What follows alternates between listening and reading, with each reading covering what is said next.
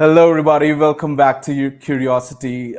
Today is a special day for the channel for two reasons. The first reason, and the small reason you can say, is that our channel has crossed 1,000 subscribers after 7 years. So that's a big achievement in my view. So that's the first reason, and the second reason is the more special reason. What better way to start a new video after 1,000 subscribers than a debate between two prolific philosophers talking about metaethics and discussing whether morality is objective or not. So the debate is going to be morality is objective.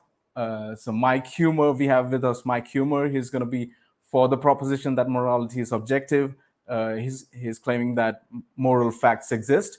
And we have Lance Bush, who is a moral anti-realist, who claims that morality is relative and not objective. So yeah, let's start the debate. Talking about my channel, if you're discovering me for the first time, after hearing about this debate in Discord servers and all other places, my channel's name is Curiosity.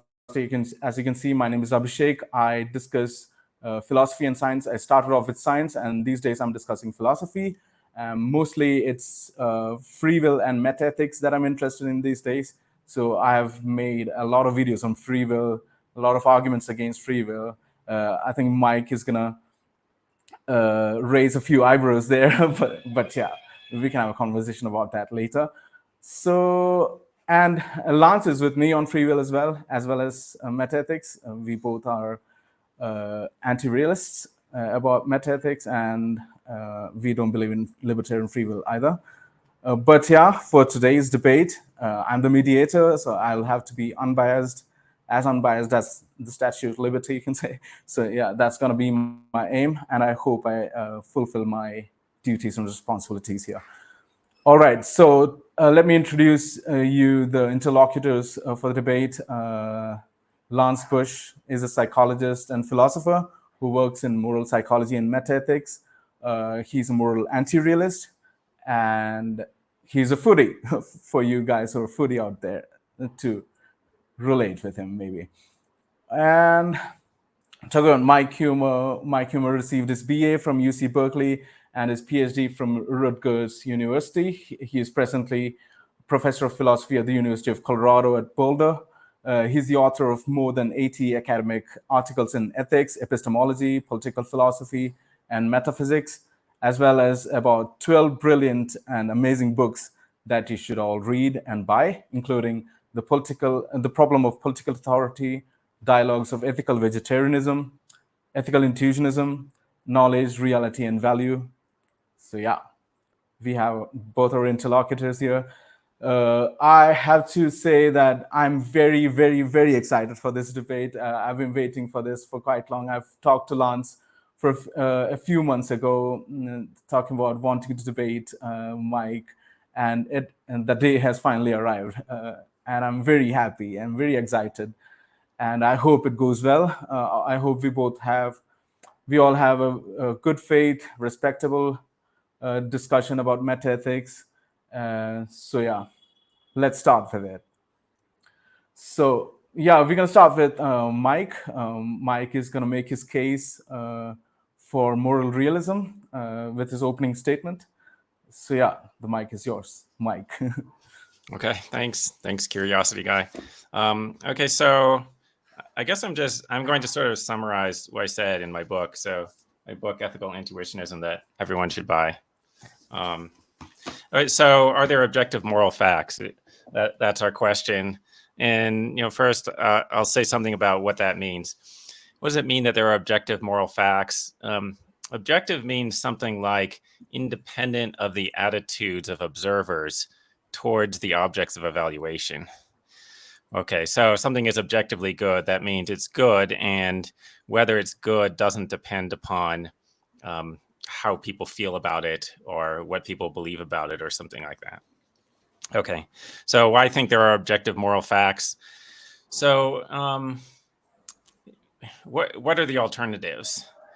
Okay, so if there aren't any objective moral facts, then it could be that all moral statements are false, Or if they're true, it could be that their truth depends upon the attitudes of observers towards the things being evaluated, or it could be that they're neither true nor false.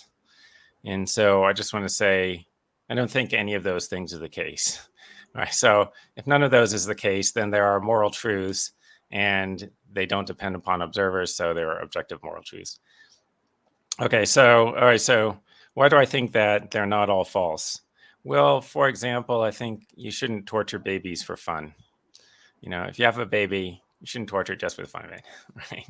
And that's partly because I think pain is bad. I think you shouldn't cause bad things for trivial reasons. Okay, but just the fact that you shouldn't torture children for the fun of it, it's just about the most obvious premise that you could find in a philosophical argument. And in the history of philosophy, philosophers have put forward a lot of theories and a lot of premises to argue for their theories. And it's pretty hard to find a premise that's more obvious or less controversial than that one.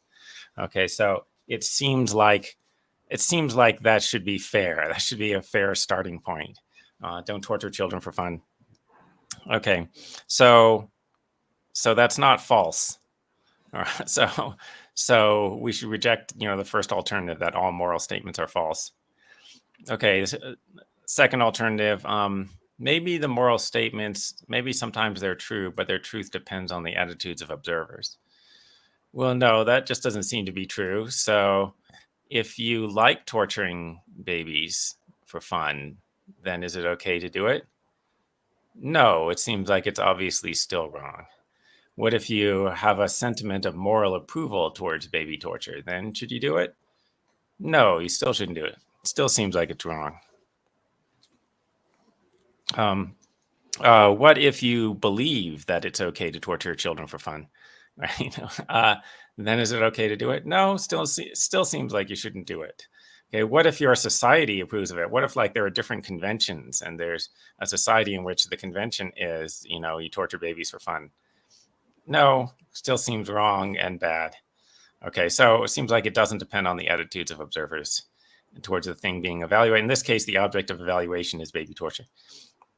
Okay, so moral statements, they're not all false and they don't depend on the attitudes of observers. The other alternative is maybe they're neither true nor false. This is referred to as non-cognitivism. So the non-cognitivists think they're neither true nor false because they don't really assert propositions, meaning when you say that something is wrong, you're not actually describing any alleged state of affairs. You're not even asserting that the world is any particular way. And you're doing some other kind of speech act, like you're expressing your feelings or you're trying to influence other people's behavior, but you're not trying to describe any fact about the world or about yourself or about anything. Okay.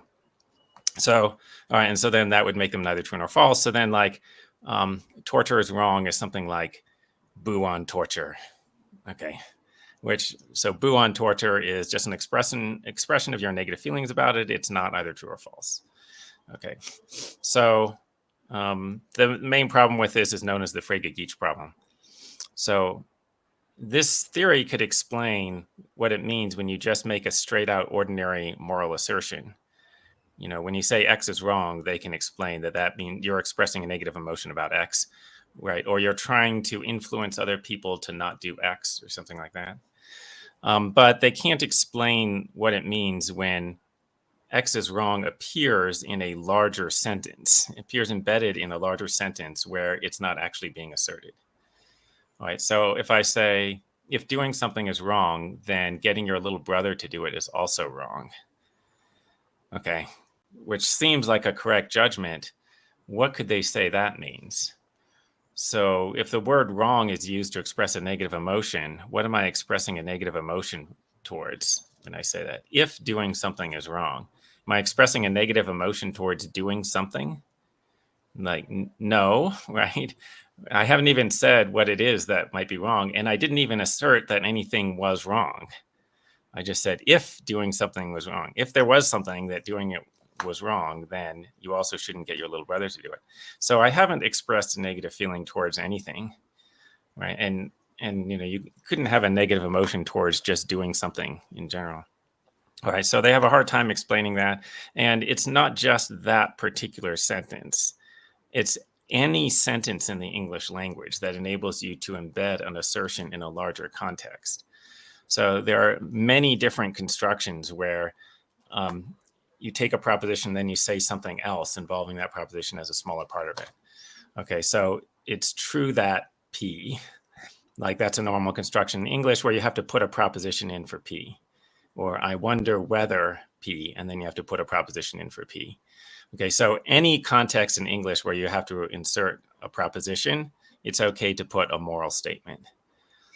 And it's not okay to put things like hooray for the Broncos. Right? It's not okay to put the standard uncontroversial examples of non-assertive speech acts, but it is okay to put moral statements in there. Right? So the non-cognitivists have to explain why it just looks exactly like these are propositions and like any test that you come up with in the language. Okay, so what does it mean to wonder whether P, where P isn't a proposition? So you can wonder whether abortion is wrong. Like that makes sense. Okay, so it looks like moral statements assert propositions, so they're the kind of thing that should be either true or false. It's not plausible to say that they're always false, and it's not plausible to say that their truth value depends upon our attitudes. It doesn't depend upon the attitudes of the either the speaker personally or the speaker's society in general or people in general. So it looks like there are moral statements that are true independent of the attitudes of observers, so there are objective moral facts. Okay, and I don't really know. I don't know why this is not this is frequently rejected, right, by the other two people here, but also by many other philosophers and also people who are not philosophers, but just like scientists or other intellectuals. It's very frequent to reject moral facts, and many people, I think, consider it incredible, right? I guess they find it counterintuitive, right? I find it counterintuitive that there aren't moral facts, but some people find it counterintuitive that there are. I don't know what's going on. Right? But anyway, I guess I just make some programmatic last remarks. Skepticism is very common in philosophy. When people start thinking about philosophy, professional philosophers and also just like non-professional philosophers just start thinking about philosophy, it's very common for them to reach some incredibly skeptical conclusion. Sorry, my screen is going blank for a second there. Okay, it's very common for them to reach some incredibly skeptical, highly revisionary conclusions. And so I think there's just something that goes wrong. There's something that very commonly goes wrong in the human mind, like when you start thinking about philosophy, that you just sort of like forget the most obvious truth. It seems like it's okay to just start saying things that are radically revisionary and absurd on their face, which you wouldn't consider doing if you were in any other field. Like if you're in geology, one of the major theories in geology wouldn't be the Earth doesn't exist, rocks don't exist, there's nothing. Like our entire subject matter doesn't exist. Or if you're in biology, one of the major theories would not be nothing is alive, there are no living things, right? And if we had to debate things like that, like they would have a hard time making progress. If there were a bunch of philosophers, doing biology, we wouldn't have much progress in biology because they would refuse to admit that life existed. Right. But in philosophy, like whatever the field is, there's always like one of the major things you have to talk about is whether the whole subject exists. Like you're doing epistemology. Now you have to talk to skeptics about whether anybody knows anything, right? Trying to figure out the nature of knowledge and how we know the things we know. But somebody said, no, nobody knows anything. And this is relevant to bring up because if it was just one common sense thing that philosophers were denying, then it might be plausible to think, oh, okay, so maybe we got that wrong. But like everything that the philosophers talk about, they start saying, oh, maybe that doesn't exist at all. Right? You're doing aesthetics, like what makes good art and what makes bad art. Some people will say, oh, there's no such thing as good art, right? Or you're talking about free will, like, hey, what makes people responsible for their actions or something. There's going to be a bunch of people saying, oh, nobody's ever responsible for anything, right? You're talking about the nature of the mind. There's going to be some people who say, oh, no, there's no such thing as the mind. We're all just mindless automatons, stuff like that. Okay, so then, like when there's, so many common sense things that the philosophers are denying, I think the reasonable thing to think is, there's something wrong with philosophers. It's like, And when you start feeling radically skeptical, it's probably a bias that occurs when you start doing philosophy, right? Rather than that, there are all of these seemingly obvious things don't really exist. Okay, that's all.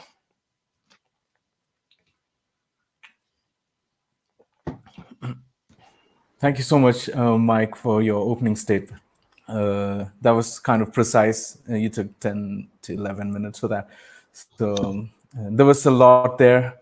So I'll switch over the mic to Lance. Lance, you can go ahead with your opening. Yeah, I would like to start with that last thing that Mike Huemer said about these like revisionary views that are absurd on their face, these radically skeptical views. I just completely and outright deny that moral anti-realism is in any sense revisionary or radically skeptical. And part of the reason I deny this is because I deny that moral realism is a common sense position. In order for moral realism to be a allegedly common sense position, it would presumably need to be a position that is widely held among non-philosophers. However, I take the question of whether moral realism is widely held among non-philosophers, or at least whether people have realist intuitions or speak or act in ways that reveal some sort of implicit commitment to realism, to be an empirical question. And that's what I do research on. So my area of specialization is the psychology of metaethics. And what I worked on in my dissertation was the question of, are most people without formal training in philosophy, moral realists? And the conclusion I came to was probably not. That does not mean that I think most of them are anti-realists. What I endorse is a position called folk metaethical indeterminacy. I don't think non-philosophers have realist or anti-realist intuitions prior to exposure to philosophy, nor do I think they speak or act in ways that determinately fit with a realist analysis of how they speak or think or act. And rather, I think that there's no need to attribute any presupposition of realism or anti-realism to how they think or how they speak at all. One analogy that Michael Gill gives in the paper Indeterminacy and Variability in Metaethics is that when we look at people commonly making use of numeric talk, mathematical talk, there's no particular reason to project or impose on them the necessity for them to endorse Platonism or anti-Platonism about mathematics. And I think very much the same thing about ordinary moral discourse, that we don't require any particular commitment to realism or anti-realism. So there's a few more things I could say about this. One is that empirical research on how non-philosophers think about the question of realism or anti-realism is in its early days. Perhaps the most seminal work was a paper by Goodwin and Darley from 2008, so not that long ago, less than 20 years ago. There were earlier papers, 2003 or so. There's a Nichols and Foltz Bennett that looked at this, whether children are realists or anti-realists. Now that research, a lot of the focus of my own dissertation was on the methodological problems in the early research. Now I should say the early research did find a lot of conflicting judgments among non-philosophers. If you gave them questions that were intended to elicit their attitudes about realism and anti-realism, their judgments about whether a particular case was indicative of whether the case that they were presented with prompted them to give a realist or an anti-realist response, they give variable responses. However, Thomas Polzler, Jennifer Wright, and quite a few other people, James Beebe, started to note that there were empirical issues with this research, and subsequent more rigorous methods have started to sort of peel back some of the methodological problems with those early studies. And this culminated in a paper that is probably the most rigorous to date, a paper called Anti-Realist Pluralism by Polzler and Wright. What they found there, at least among participants in the US, is that when they removed some of these methodological problems, they found that a substantial majority of the participants, about 3/4 across multiple different measures, tended to provide anti-realist responses to these sorts of questions. Polzler has collaborated in subsequent research with people to evaluate people in other countries, and they have continued to find that when you employ these better methods for evaluating people's responses to these questions, you get predominantly anti-realist responses. Now, do I think that means that most of these participants are anti-realists?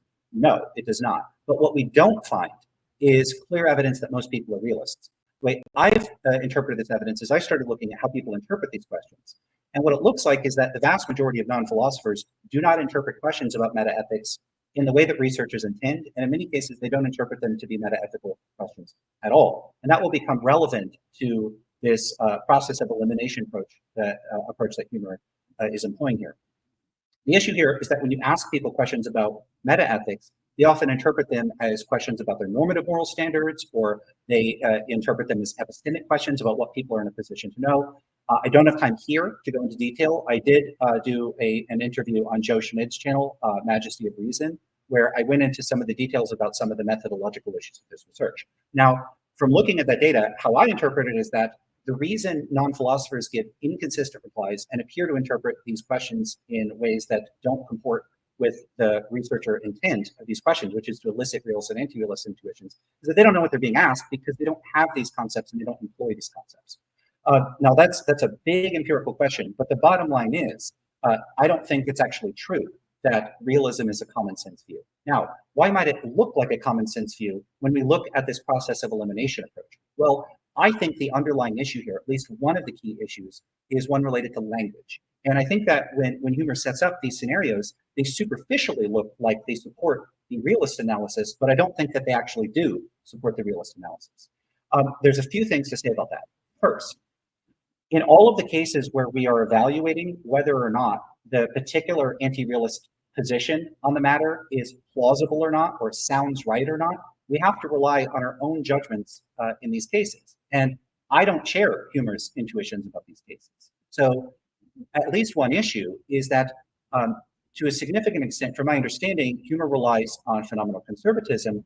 And even if we grant phenomenal conservatism as an appropriate epistemic tool for the sake of argument, and I understand that he could correct me if this isn't an accurate or adequate characterization, is that to the extent that something seems true, we have some sort of initial justification for believing that in the absence of defeaters. Now, if we grant that for the sake of argument, I have no problem with a realist saying when they look at these cases, it seems to them that like realism wins out in the analysis of these scenarios in the absence of defeaters. Of course, it could be that the anti-realist comes in and says, here's a bunch of arguments against realism. And then the realist goes, oh, okay, well, it seemed to me like realism is true, but these things override it. That isn't really the typical approach I would take. Rather, when I look at these cases, I don't have the realist seemings in the first place. And so that already puts us to a certain degree at an impasse unless we move past those defeaters. Part of the issue I have with phenomenal conservatism is a couple of them. One is that at best, it only appears to provide, at least mostly, private justification. It doesn't provide justification in a way that is sort of publicly available to others. An example that I've given when I've discussed it before is, suppose I was wandering through the woods and I run across Bigfoot. Now, do I think Bigfoot exists? No, but suppose I did run across Bigfoot and spent a whole lot of time hung out with Bigfoot for like a week. Well, I would have good reason to believe Bigfoot existed. Like, let's say, I don't do drugs. I have no reason to think I was drugged. I'm with Bigfoot for long enough that it's really implausible this is a dream or I'm hallucinating. I don't take the radically skeptical view that like, you could always be hallucinating. It's so implausible. It could be Bigfoot. So in that position, I would say you're absolutely justified in believing Bigfoot. But once you left the woods and started telling other people I ran into Bigfoot, they would have no particularly good reason to believe you, no matter how good your testimony was, unless there were independent means of corroboration. So when a realist says that they have realist seemings, fine, I'm happy to grant that, but I don't have those seemings. And so then there's a question of like, whose seemings are stronger here, or we have to start turning to the other arguments that don't just rely on realist seemings. And the issue I have with that is that in almost every instance in which realists present arguments for their view, there's at some point in the premises where the plausibility of the premises seems to depend on precisely those realist intuitions that I don't have and that I don't think most people have.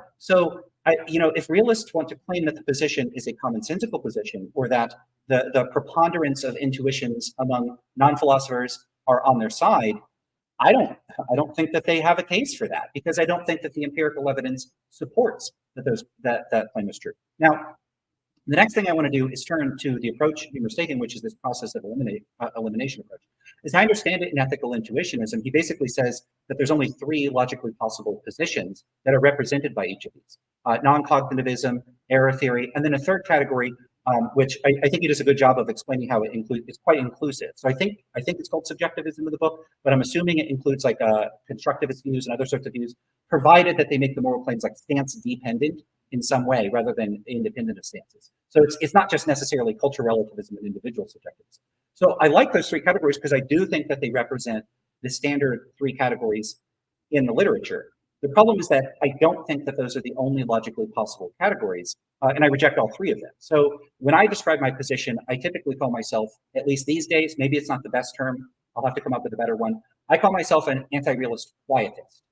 And the reason I call myself that is because when I look at the standard three positions, they all fundamentally rely on a semantic thesis. So non-cognitivism holds that moral claims are not propositional. Error theory holds that they are propositional, and they do purport to describe these stance-independent facts.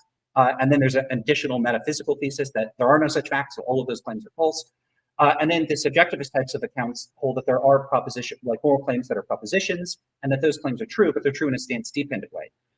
The problem is that when you look at what's being claimed when we're talking about what is the meaning of moral claims, well, if that's an analytic claim, then I don't think there's a fact of the matter about that. And I don't think that I'm required to endorse that there's a fact of the matter about that. So if it's supposed to be a claim that there's this category, moral claims, about which there's some sort of analytic fact of the matter about the meaning of the contents of the category as a whole, I just reject that, on metaphilosophical grounds. I reject that approach to philosophy. I don't think the meaning of moral claims is an analytic or a priori question that could be determined from the armchair. I endorse a view of language and meaning where facts about what people mean when they make claims are empirical questions about what the speaker is intending to communicate. So it's really, and there's more to it than that. It's not fully reducible to that. There might be other factors there, but I take it to be empirical questions that are determined exclusively in the context of usage in which they occur. And so I don't think that there is or could be plausibly any single fact of the matter about the meaning of moral claims. It could be that when one person uses moral claims, they're intending to express some non-propositional content. And it could be that when another person uses moral claims, they're making a propositional claim, either to refer to objective moral facts or stance-dependent facts of some kind. So I take that, at broad brush, I would take this sort of pluralist view that what people mean depends on what the speaker's trying to do in that particular instance. And it's even possible for individuals for there to be intrapersonal variation. So there might be instances in which, I say that's wrong, where it's just an exclamation, or I'm just trying to get someone to not do something, and it's functioning in a non-cognitive sense in that context. But in other contexts, I'm telling you something about my attitudes or values. So that's why, non-cognitivism, I actually would just agree with Huemer that it really struggles to account for instances where a person, is inserting a moral claim into like a syllogism, or the reasoning like, well, what if I did this, or is this actually good? That seems a really weird way to handle some sort of crude emotivism. So I wouldn't endorse non-cognitivism, but that's because I take non-cognitivism to be overcommitted in its semantic analysis. It, as Michael Gill puts it, the traditional forms of non-cognitivism are subject to the uniformity and determinacy assumptions. They treat all moral claims as being uniform and determinately analyzed in non-cognitivist terms, and then that runs into problems, naturally.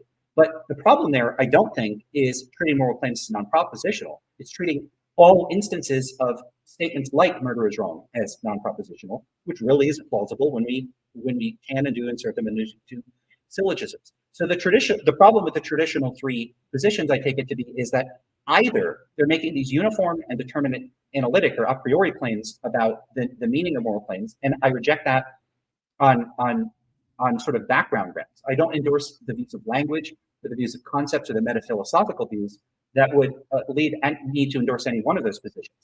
If we say, okay, well, we're going to set aside that specific conception of the way we analyze moral claims and instead look at moral claims in the empirical terms that comport with my views of language, then I would endorse folk metaethical indeterminacy.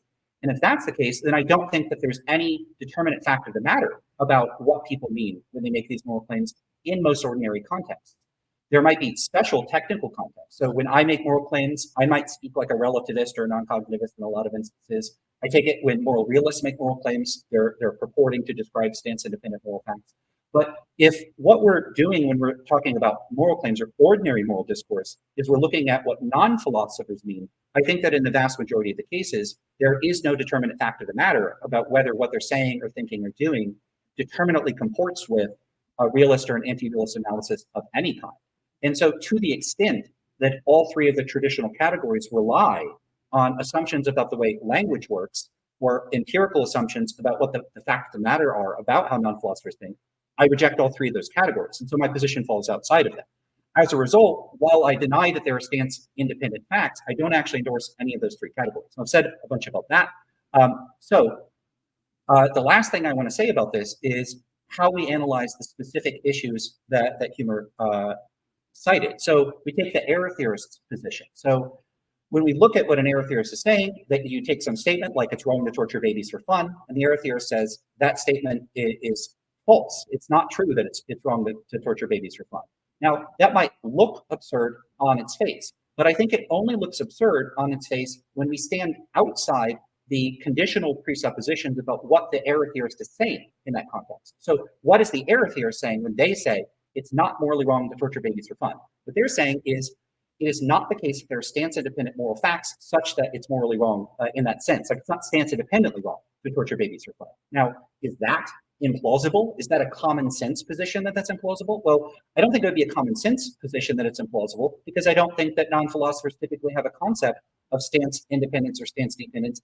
And it would be very hard to elicit that response in them without training them in philosophy. In other words, removing them from the category of non-philosophers whose judgments could be plausibly considered common sense. This is why, in my dissertation, it's called Schrodinger's categories. What I argue is that non-philosophers, with respect to many philosophical issues, exist in a state of philosophical superposition that's only collapsed by engaging in philosophy. So a person that doesn't have a concept of stance independence or dependence couldn't plausibly have a position on whether or not moral claims could be stance independently right or wrong, unless they understood that, and unless that you were able to elicit that understanding from them in a way that you could be confident that they understood what you were saying. Otherwise, you couldn't measure it anyway.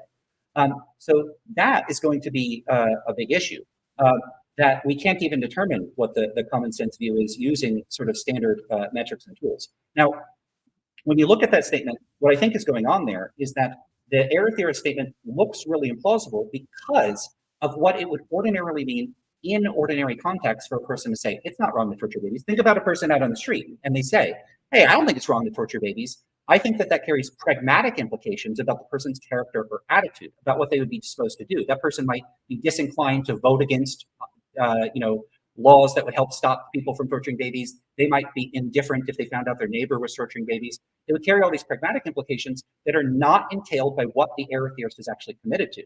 All the error theorist is committed to is saying something like this. Hey, most people, when they say stuff like it's wrong to torture babies, they're committed to this metaphysical presupposition. But that presupposition is false. So technically that claim is false. But that doesn't actually tell you anything about the error theorist's attitudes, beliefs, preferences, what they would do regarding torturing babies. I think that to the extent that Huemer's objections to error theory in this semantic analysis look plausible, they look plausible by relying on prompting people, including professional philosophers, to conflate normative claims with metaethical claims. And that's why I call it normative entanglement. It makes it look like the error theorist is committed to something horrific. It's implausible, so we have to reject it. Curiosity, it looks like you're talking, but you might be muted. I can't hear you.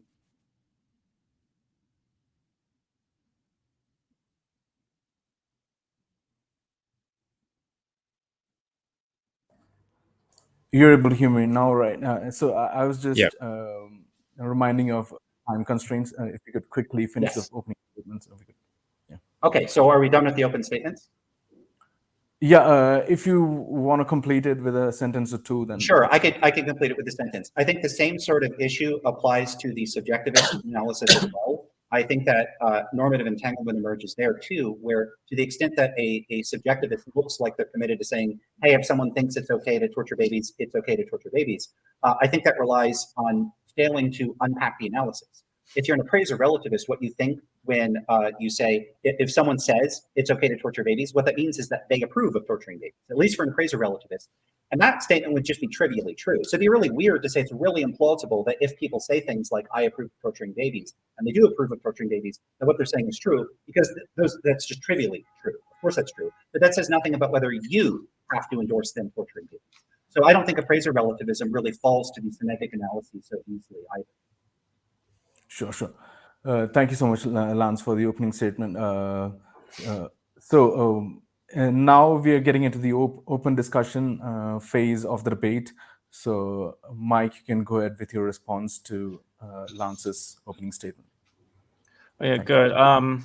So I guess I don't know. I guess I clarify some things that now I was saying. Oh, the anti-realists have these radically counterintuitive views or something.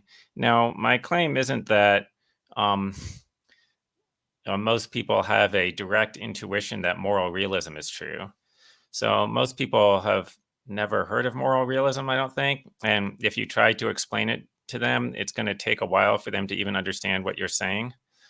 And it doesn't seem hard to understand to us because we're like philosophy people and we're familiar with it. But if you just take a person off the street or an undergraduate and you try explaining to them, it'll take a while for them to even understand the question. So they might not have intuitions about that specifically. But so I'm trying to appeal to other intuitions that I think they would have, like you shouldn't torture babies for fun. So I claim that they have that intuition, and also that it makes sense to say things like, well, if you shouldn't torture babies, then you shouldn't get your little brother to torture babies. Okay, and also, even if you like torturing babies, you still shouldn't do it. And so stuff like that, and then the claim is that you could do some reasoning from common sense claims that would get you to moral realism, rather than that moral realism is itself immediately intuitive. Lance said that he didn't share my intuitions, but I wasn't sure which intuitions he meant. So, maybe clarify if, does he mean it doesn't seem to him like you shouldn't torture babies for fun, or like that doesn't seem true, or it does seem like it matters how you feel about it. So, like, you don't share the intuition that if you had different attitudes, it would still be wrong to torture them, or so just be more specific about that, I guess. Okay. Is there a fact of the matter? So Lance said they didn't think there was a fact of the matter about the meaning of moral claims. And I'm a little confused by that phrasing. There not being, I don't know what it means for there to not be a fact of the matter. Like we say the stuff, it's not meaningless, right? So it means something. But then I thought, well, maybe he just meant that it has different meanings in different contexts for different people. Okay, so that's okay, but I only need there to be like one context in which it means what I say, and it has a realist meaning and it's plausibly true. Okay, so like when I say if it's wrong to do something and it's wrong to get your little brother to do it. Okay, so then that couldn't have the non-cognitivist meaning. So if there's just some context in which I could say that, and it would be plausibly true. Okay, and wrong doesn't express an emotion, and it doesn't refer to our attitudes. Okay, and then and it's also got to be a context in which it's plausible that that's true, but it's highly plausible that there are contexts in which all of that is the case. Let's say you're reading some of the ethics literature and they're talking about whether abortion is wrong. All right, so they're clearly not just expressing their feelings or trying to influence your actions, and they're not just reporting their own attitudes. So it looks like it has a realist type meaning, right? And it's not some weird philosopher thing, like although it's philosophers talking like other people understand what they're doing, right? Arguing about whether abortion is wrong. Okay, and then you might think, oh yeah, but maybe the stuff they're saying there is false. Okay, but say in the course of this article about abortion, they're like, okay, so everyone agrees that murder is wrong. Now let's figure out whether abortion is like that. And then so where they say everyone agrees everyone agrees that murder is wrong. It looks like that has a realist meaning. In other words, it's not being used to express the feeling or try to influence people, and it's not reporting our attitude. So, and looks like it's also true. Okay, so now, and then, if you're committed to saying, oh yeah, so in that context, that was just a false statement, then I think that's radically counterintuitive, I guess. And okay, okay, so then my argument against the error theorist is, oh well, you guys are committed to saying it's not wrong to torture babies. That seems crazy, right?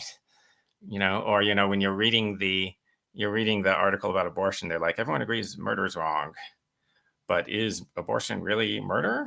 Okay, only if fetuses are people or something like that, and they go on from there. And then if you're committed to saying, no, they were wrong when they said that, that murder is wrong. I think that's a crazy position. Now, and then Lance said something like, well, what the error theorist means is that there's not a stance independent fact about it. No, that's not what they mean. Right? What they mean is the ordinary statement murder is wrong is false, right? Because it's part of their theory that, like, the reason why they're error theorists and not non-cognitivists is that it's part of their theory that the ordinary statement means what the realist says that it means. Like, they agree with the realists about, how it's reporting a fact. So, okay, so yes, they're saying there isn't a stance independent fact, but they're also saying that that means that the ordinary statements are false. And so that means they're in conflict with common sense. So, okay, let's see. Did I get to everything I want to talk about? Let me see. And I don't know, I guess I'll just make a general remark about intuition and phenomenal conservatism. So my claim is, like, all of this discussion is based on our intuitions. Like, you don't have, there's not like a philosophy discussion in which you're not relying on your intuitions. It's just that sometimes you label them that, and sometimes you just intuit things without saying that they're intuitions, right? But so, that being the case, it seems like, you shouldn't accept a position that relies on less plausible intuitions, right, over one that relies on more plausible intuitions. Okay. All right, Lance, you can go ahead with your response to that. It's an open discussion, so yeah. Sure. Yeah, I was a little puzzled by the last thing because I thought I was quite clear in my characterization of error theory as being committed to both the semantic thesis, this claim about ordinary speakers, and that what they mean is that those people are wrong when they make those claims. In fact, that was actually part of my point about it not being the case that the error theorist is really committed to anything so egregious as it might seem. That's part of the point of normative entanglement. All they're committed to saying is, hey, those people over there, when they say that stuff, there's an implicit presupposition in what they're saying.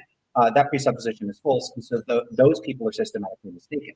The issue here is that you give this statement like the error theorist is committed to saying that it's not morally wrong to torture babies.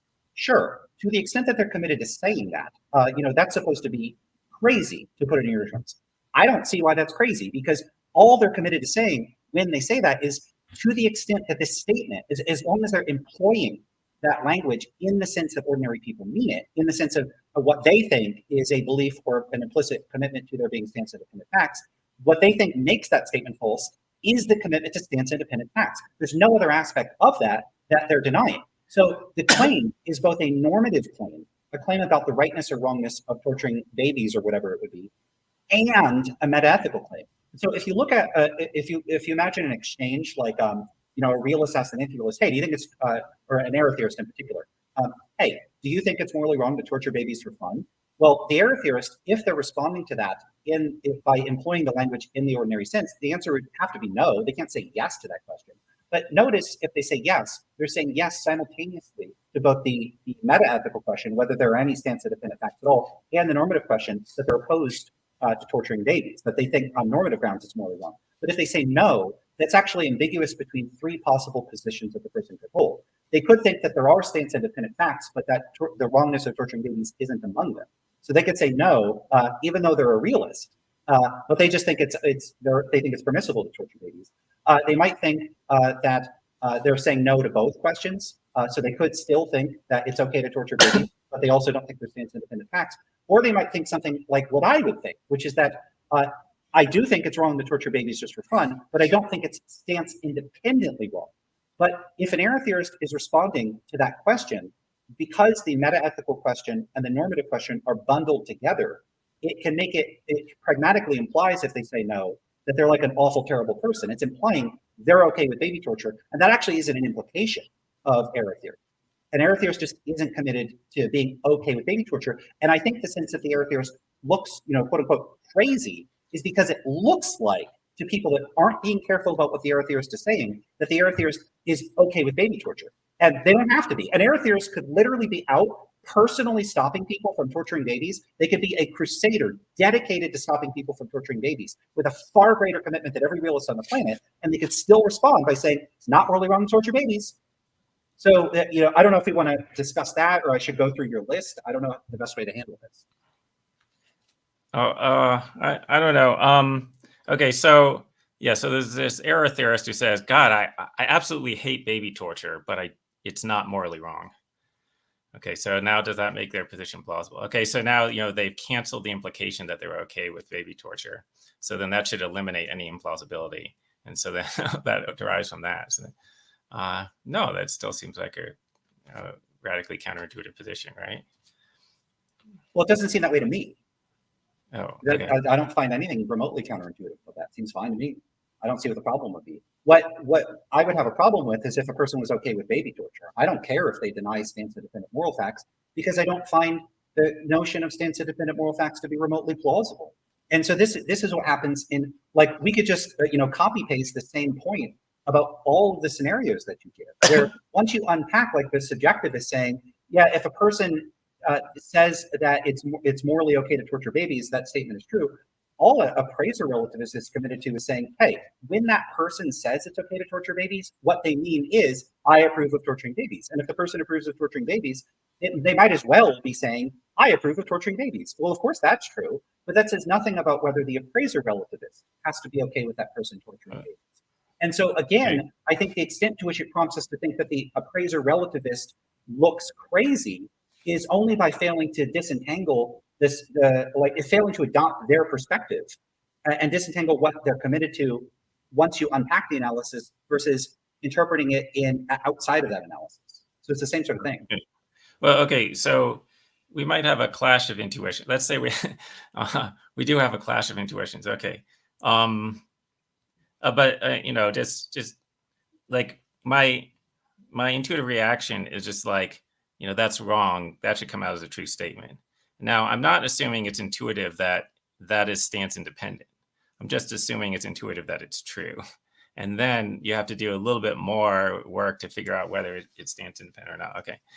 But, you might just think, what do we do if we just have different intuitions, at the end of the day? I don't know. And I believe that, in fact, there are a lot of anti-realists who are such because, moral realism just strikes them as counterintuitive. Like, yeah, it's not just Lance. Like, I met other people who it seems that way. What do you do? I don't know, but it seems like there are there are more people with realist intuition.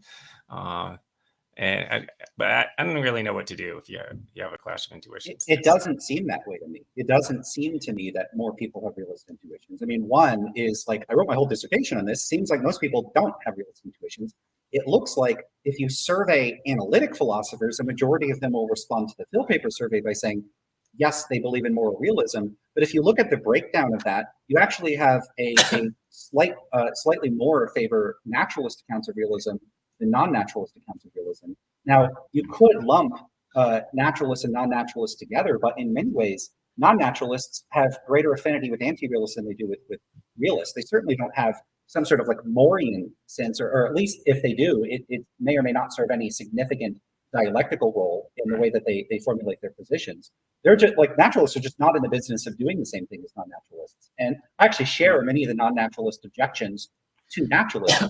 So to me, that actual scenario looks like a rock, paper, scissors breakdown of very, very different positions. I mean, to the extent that naturalists want to reduce moral claims to descriptive facts, they don't even believe in the kinds of authoritative, irreducibly normative facts non-naturalists do.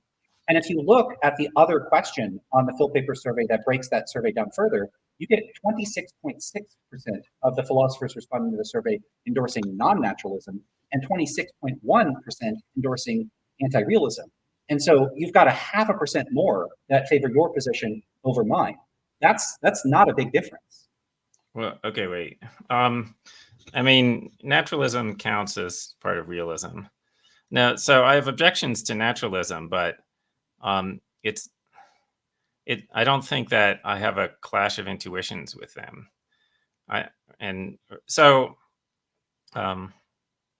Yeah, like, I mean, in a way, naturalism is similar to subjectivism. They're both reductionist theories, but the way that people think about it is, but the main division is realism versus anti-realism, and naturalism goes on the realist side.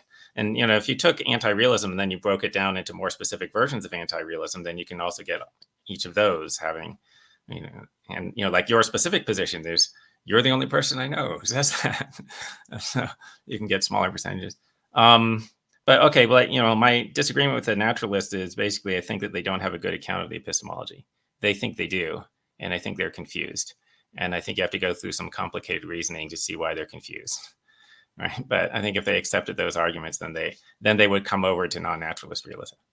I think. Yeah, you might not reject naturalism for the same reasons I do. I tend to be more favorable towards like triviality objections. I think if there were moral facts of the kinds the naturalist thinks that there are, I think I would kind of shrug at him in the way that if a non-naturalist is right, that would be something. But if a naturalist is right, okay. Now, I know that doesn't mean that the position isn't true, but typically when I talk about, false. Typically when I talk about realist positions, what I tend to argue for is what I've been calling a realist trilemma. I tend to argue that they're trivial, false, or unintelligible, and I typically just dismiss naturalist accounts as trivial. Whether or not they're true isn't that interesting to me. So we may have different reactions to that sort of scenario. So I do want to address some of the other things you say, though, if that's okay, because you did give a big list, and I feel like if I leave them unaddressed, that could be a problem for both of us. Yeah, go ahead. Yeah. Okay. So one of the things you said was interesting is that you don't, if I'm understanding you, that you don't think most people have realist intuitions. How would you frame that? They wouldn't directly intuit realism. Like if you tell them, hey, there's this thing called moral realism, then you give them like a definition. I don't think they're going to just immediately think that that's obvious. I think you have to reason to it. Right. Okay. So I totally agree with that. And if I gave the impression that I think that it's like I've somehow shown realism isn't the common sense position, because if you give a definition of people, they're not going to immediately wholeheartedly affirm it, because like they're not going to know. They're going to say, well, what is moral realism? What do you mean exactly by an objective fact? At least if they're being careful enough or be confident interpreting them.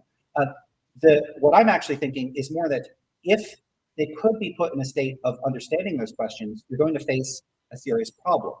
One is that I'm not sure you can actually prompt them to understand the questions adequately to respond to them without them actually having sufficient training, education, or understanding of philosophical problems.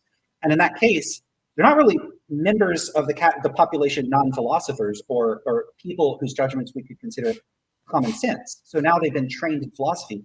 The second problem is that if you then induce them to understand the questions adequately, you run a significant epistemic risk of like this. I'm not saying that like they wouldn't necessarily take a position on the matter, but it would be very hard to know whether or not their response was indicative of what they would have thought prior to training, because you could bias them towards a particular view. So, when I ask students in my class, and I think this is pretty common for instructors, I get a bunch of anti-realist students. Like I've had it being unanimous that students favor some type of relativism or anti-realism. I don't immediately just assume they're all anti-realists. I assume a lot of them are not really sure what's at stake there. A lot of times, if you ask them, they'll say like, oh, well, I think we need to tolerate other people, or they'll make these descriptive claims. So different people have different values. I'm actually curious if you have a similar experience, that people will give this like superficial anti-realism, but if you start picking at it, it doesn't really look like anti-realism. No, I think that's right. I think they have a hard time getting the question. So focusing on the question that you want them to focus on. And they will say these other things about toleration it's very common to substitute a descriptive issue. Like they think you're asking whether people have different beliefs. No, that's not what I'm asking. Yeah. Well, and this is actually borne out in my data. I ask people open response questions about what they think it means. And a lot of times people will say, oh, it means different people have different beliefs, or it means you should tolerate people with different values. So they tend to give these other sorts of responses. So the issue I have, the issue I have is that I don't think we're in a position to figure out what non-philosophers think about these issues in a way where we could be confident that their judgments aren't simply skewed towards whatever sort of training or education they receive. So there's a good chance that different ways of presenting the corpus of philosophy to people could incline people towards realism or anti-realism. We look at just the state of the field in the 1920s or 30s. My understanding from at least anecdotal reports from philosophers around at the time is that like non-cognitivism was super popular. Most people were anti-realists, and that's changed. And so it could very well be Progress. many students in those classes could be inclined towards anti-realism as a result of the teachers skewing the way that they presented things to students. Yeah. I don't know if you would agree with that or not. Yeah. Well, anecdotally, my experience is like when I hear from other professors about what most students think, there's a surprising correlation between what most students think and what that professor's own views are. And my explanation is that the students are able to somehow detect what the professor thinks, even though he didn't say it.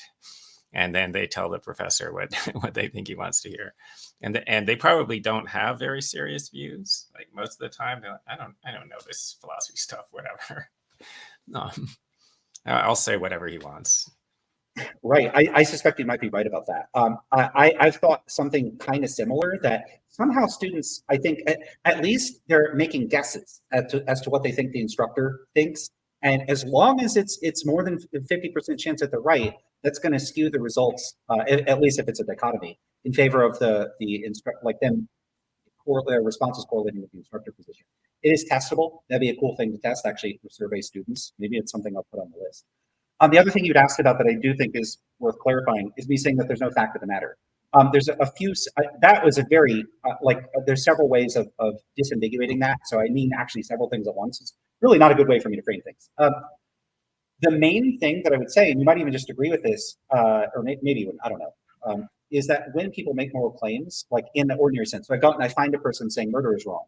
I don't think from looking just at that specific instance that it would be, there's going to be two issues. One is that I don't think there's a fact of the matter about whether that person is committed to any specific form of realism or anti-realism.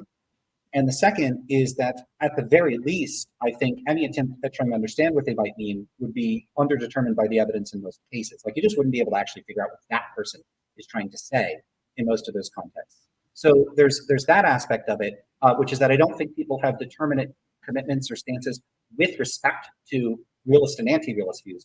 I don't think it means they don't mean anything. That'd be a ridiculous claim. Like when people say murder is wrong, they just don't mean anything at all. I think that when we're looking at what people mean, the way I look at meaning is I would say, well, what is the person trying to do? What are they trying to communicate themselves?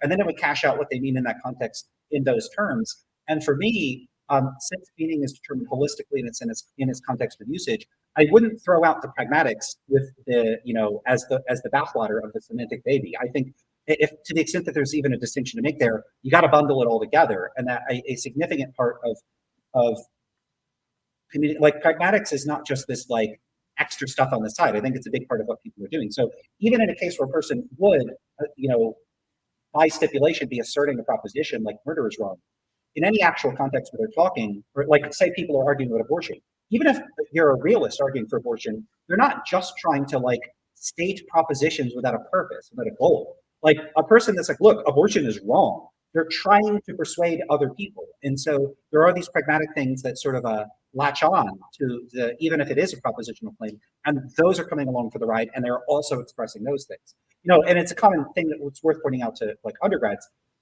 Like a realist is not making the claim that when a person makes a moral claim that they're only conveying semantic content about the stance of independent facts. They could also be expressing stuff. It's just that they're not only expressing stuff. And so for me, when we look at what people are what the meaning of ordinary moral claims, we can remove the realist and anti-realist stuff, and then there's whatever else is left over. So they certainly mean things. It's just an empirical question what they mean. Sorry, I said a lot there. So I'll stop there. Good. Okay, so yeah, this is coming into focus more. So as I understand it, so you would respond to my my example of like how it's wrong to torture babies by saying, well, yeah, maybe actually it isn't wrong to torture babies, but the implausibility of that sentence derives from the like pragmatic implications, which are always there, even if you're a realist. And it doesn't derive from the whatever the cognitive semantic content. And I guess, and my attempt to get around that is to imagine that you have a context in which you neutralize the usual pragmatic implications, right? By just saying, no, you're like, and I don't want people to torture babies. Don't torture babies, okay? I don't, because I hate it, but it is not wrong to do it. And then, okay, and then I claim that that's implausible, but then you're going to say that it's not implausible anymore. Right, that sounds right. Yeah, I would not claim it's implausible. And I would also make the further claim that I don't think if you could somehow, maybe this is just not demonstrable with current Earth technology. I suspect at least some people that would say in those cases that it's implausible, they're still subject to the pragmatic influences. Like the implications are somehow influencing them. I can't demonstrate that though. I can't read your mind or anyone else's mind. And you may have considered this position, far more than the vast majority of people. So if you're saying it's not the pragmatics, fine, take your word for it. But for most people, I don't know the answer to that question. I don't know if they would favor my side or your side. And so at the very least, I would be very hesitant to say that the realist position, even under these like special circumstances where we're removing the pragmatic influences and we're extracting the language from those contexts and we're putting it in some special context. Yeah. I don't know the answer to what the preponderance of people would favor under those conditions, even if we look at the Phil papers data, because I don't know the facts about the degree to which those people are subject to these sorts of influences. And I don't think anyone else does either. We haven't done that research. Like I don't know how good philosophers are at holding pragmatic influences in abeyance, to what extent and how systematically they are capable of doing so, nor do I know if the extent to which they're capable of doing so is operational when they're answering those questions. Like when they're filling out the Phil paper survey, are they holding that stuff constant? I don't know. I don't think anyone knows. So I would at least push back against the notion that realism is like, first of all, I certainly don't think most non-philosophers are realists. But even in the cases where one wants to claim it's like the most plausible position by the preponderance of philosophers, I'm skeptical even there. Yeah. So I wonder if you think axiological judgments go the same way as deontic judgments, and I think this might be worth thinking about because, like, there's some people, like I have a colleague who doesn't believe in obligation. He just believes in good and bad, right? This is Alistair Norcross. So he thinks actions are better or worse than other actions, but there's no obligatoriness. Okay. Okay. So, you imagine somebody saying, well, like pain is bad. We could put some qualification, whatever, pro tanto, intrinsically bad. And then, okay, but, obviously I don't like it. So imagine somebody saying, pain isn't bad. I just don't like it. And does that seem implausible? Or would you say that sounds fine? Yeah, so this actually goes back to some of the other stuff you said, but I'll just address this. What I would say about this is it depends what you mean when you say pain is bad. So, in a lot of cases, it looked like you were telling me that like you just want this intuition about whether the statement is true, not necessarily in the non-naturalist sense, but I don't know how to have an intuition about like an undifferentiating conception of truth. Like it's true in some sense, but we'll leave open what sense in which it's true. The sense in which I would think it's true would be contingent on what it would mean for it to be true, like true in some anti-realist sense or true in some realist sense. So if you unpacked true, like in an anti-realist sense, like some subjectivist sense, like, hey, does it seem to you that torturing babies is wrong, that you disapprove of it?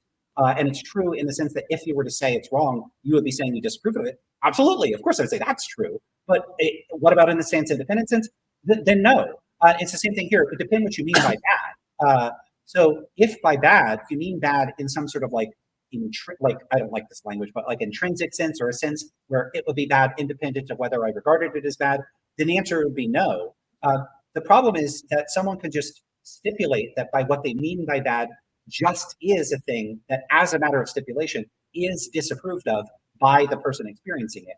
And then in that sense, of course, I'd say it seems bad, but then it would be trivial. So there might be other interpretations. The problem is that when you take these like normative or evaluative claims and you don't unpack the presuppositions behind them, I can't give a determinant that seems true or that seems false. I need to know what the presuppositions are. Oh, okay. Yeah. Okay, good. So this is a good question. Like, can you have intuitions about whether some statement is true or false, independent of on account of what it means?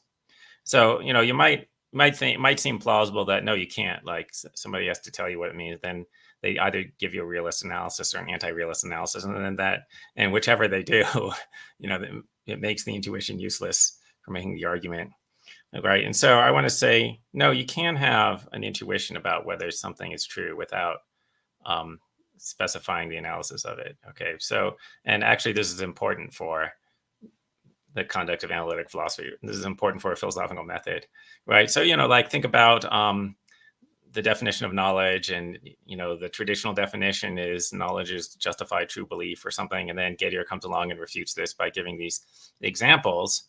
And so he didn't give this example, but a better example than Gettier's examples is the stopped clock. So you're looking at a clock, it says 3 o'clock, you justifiably believe that it's 3 o'clock. The clock, unbeknownst to you, is stopped. It's a broken clock. This, back when they used to have analog clocks, okay. Okay, but coincidentally, it happens to be stopped at the time that it actually is when you're looking at it. Okay, so did you know what time it is? And okay, so and then almost everyone intuits that you didn't know that. Okay, and then that refutes the justified true belief analysis of knowledge. Now, imagine somebody saying, well, no, I can't have intuitions about that without you telling me what you mean by no. So if you mean no in the sense of justified true belief, then I intuit that he does know. And if you mean no in the sense of some other analysis, then I intuit that he doesn't know. Okay, and so then that just makes that makes this example useless, right, for refuting a definition, right? Yeah, so the issue with that is I actually do think Gettier cases are pretty much useless. So, one of the things you said is that this is important for like analytic philosophy, but I largely reject much of the metaphilosophical presuppositions that are characteristic of most analytic philosophy. So, I'm more in the pragmatist and radical empiricist approach to philosophy as a whole, and I think that these sort of conceptual questions are fundamentally misguided in their approach. When I look at Gettier cases, I don't think that it's a reasonable question to ask, would I know? Because I don't think it's clear what is being asked. Like, would I use the word know in that context? Like if you're asking me a question about what my disposition to use words is, I don't think that's particularly dispositive of any particular analytic truths about the nature of knowledge, because I don't think, one, I don't think there are truths of that kind. And two, I don't think that if there were, that this would be an appropriate method for finding out what those truths were. So just can you clarify what do you mean there aren't truths of that kind? Like there aren't truths about what we know, or? Yeah, I don't think that I think the word know is a word in the English language. It's a polysemous word. It's used in a variety of ways. I don't think that there's any specific phenomena knowledge to which we could figure out what does or doesn't count as knowledge. Like, I don't think that we could stipulate what we mean by knowledge. We can offer accounts by what we mean by knowledge. But I don't think there's a fact of the matter about what knowledge is in such a way that it corresponds to the English use of the term, because, I don't think words and concepts work that way. So I could be wrong about that, but at least one point I would want to emphasize, going back to the process of elimination approach that you employed against anti-realism, is that even if my metaphilosophical presuppositions are totally mistaken, and they certainly could be, they at least seem to me to represent a logically possible position that one could take in the space of anti-realism, and in this space with respect to questions about knowledge.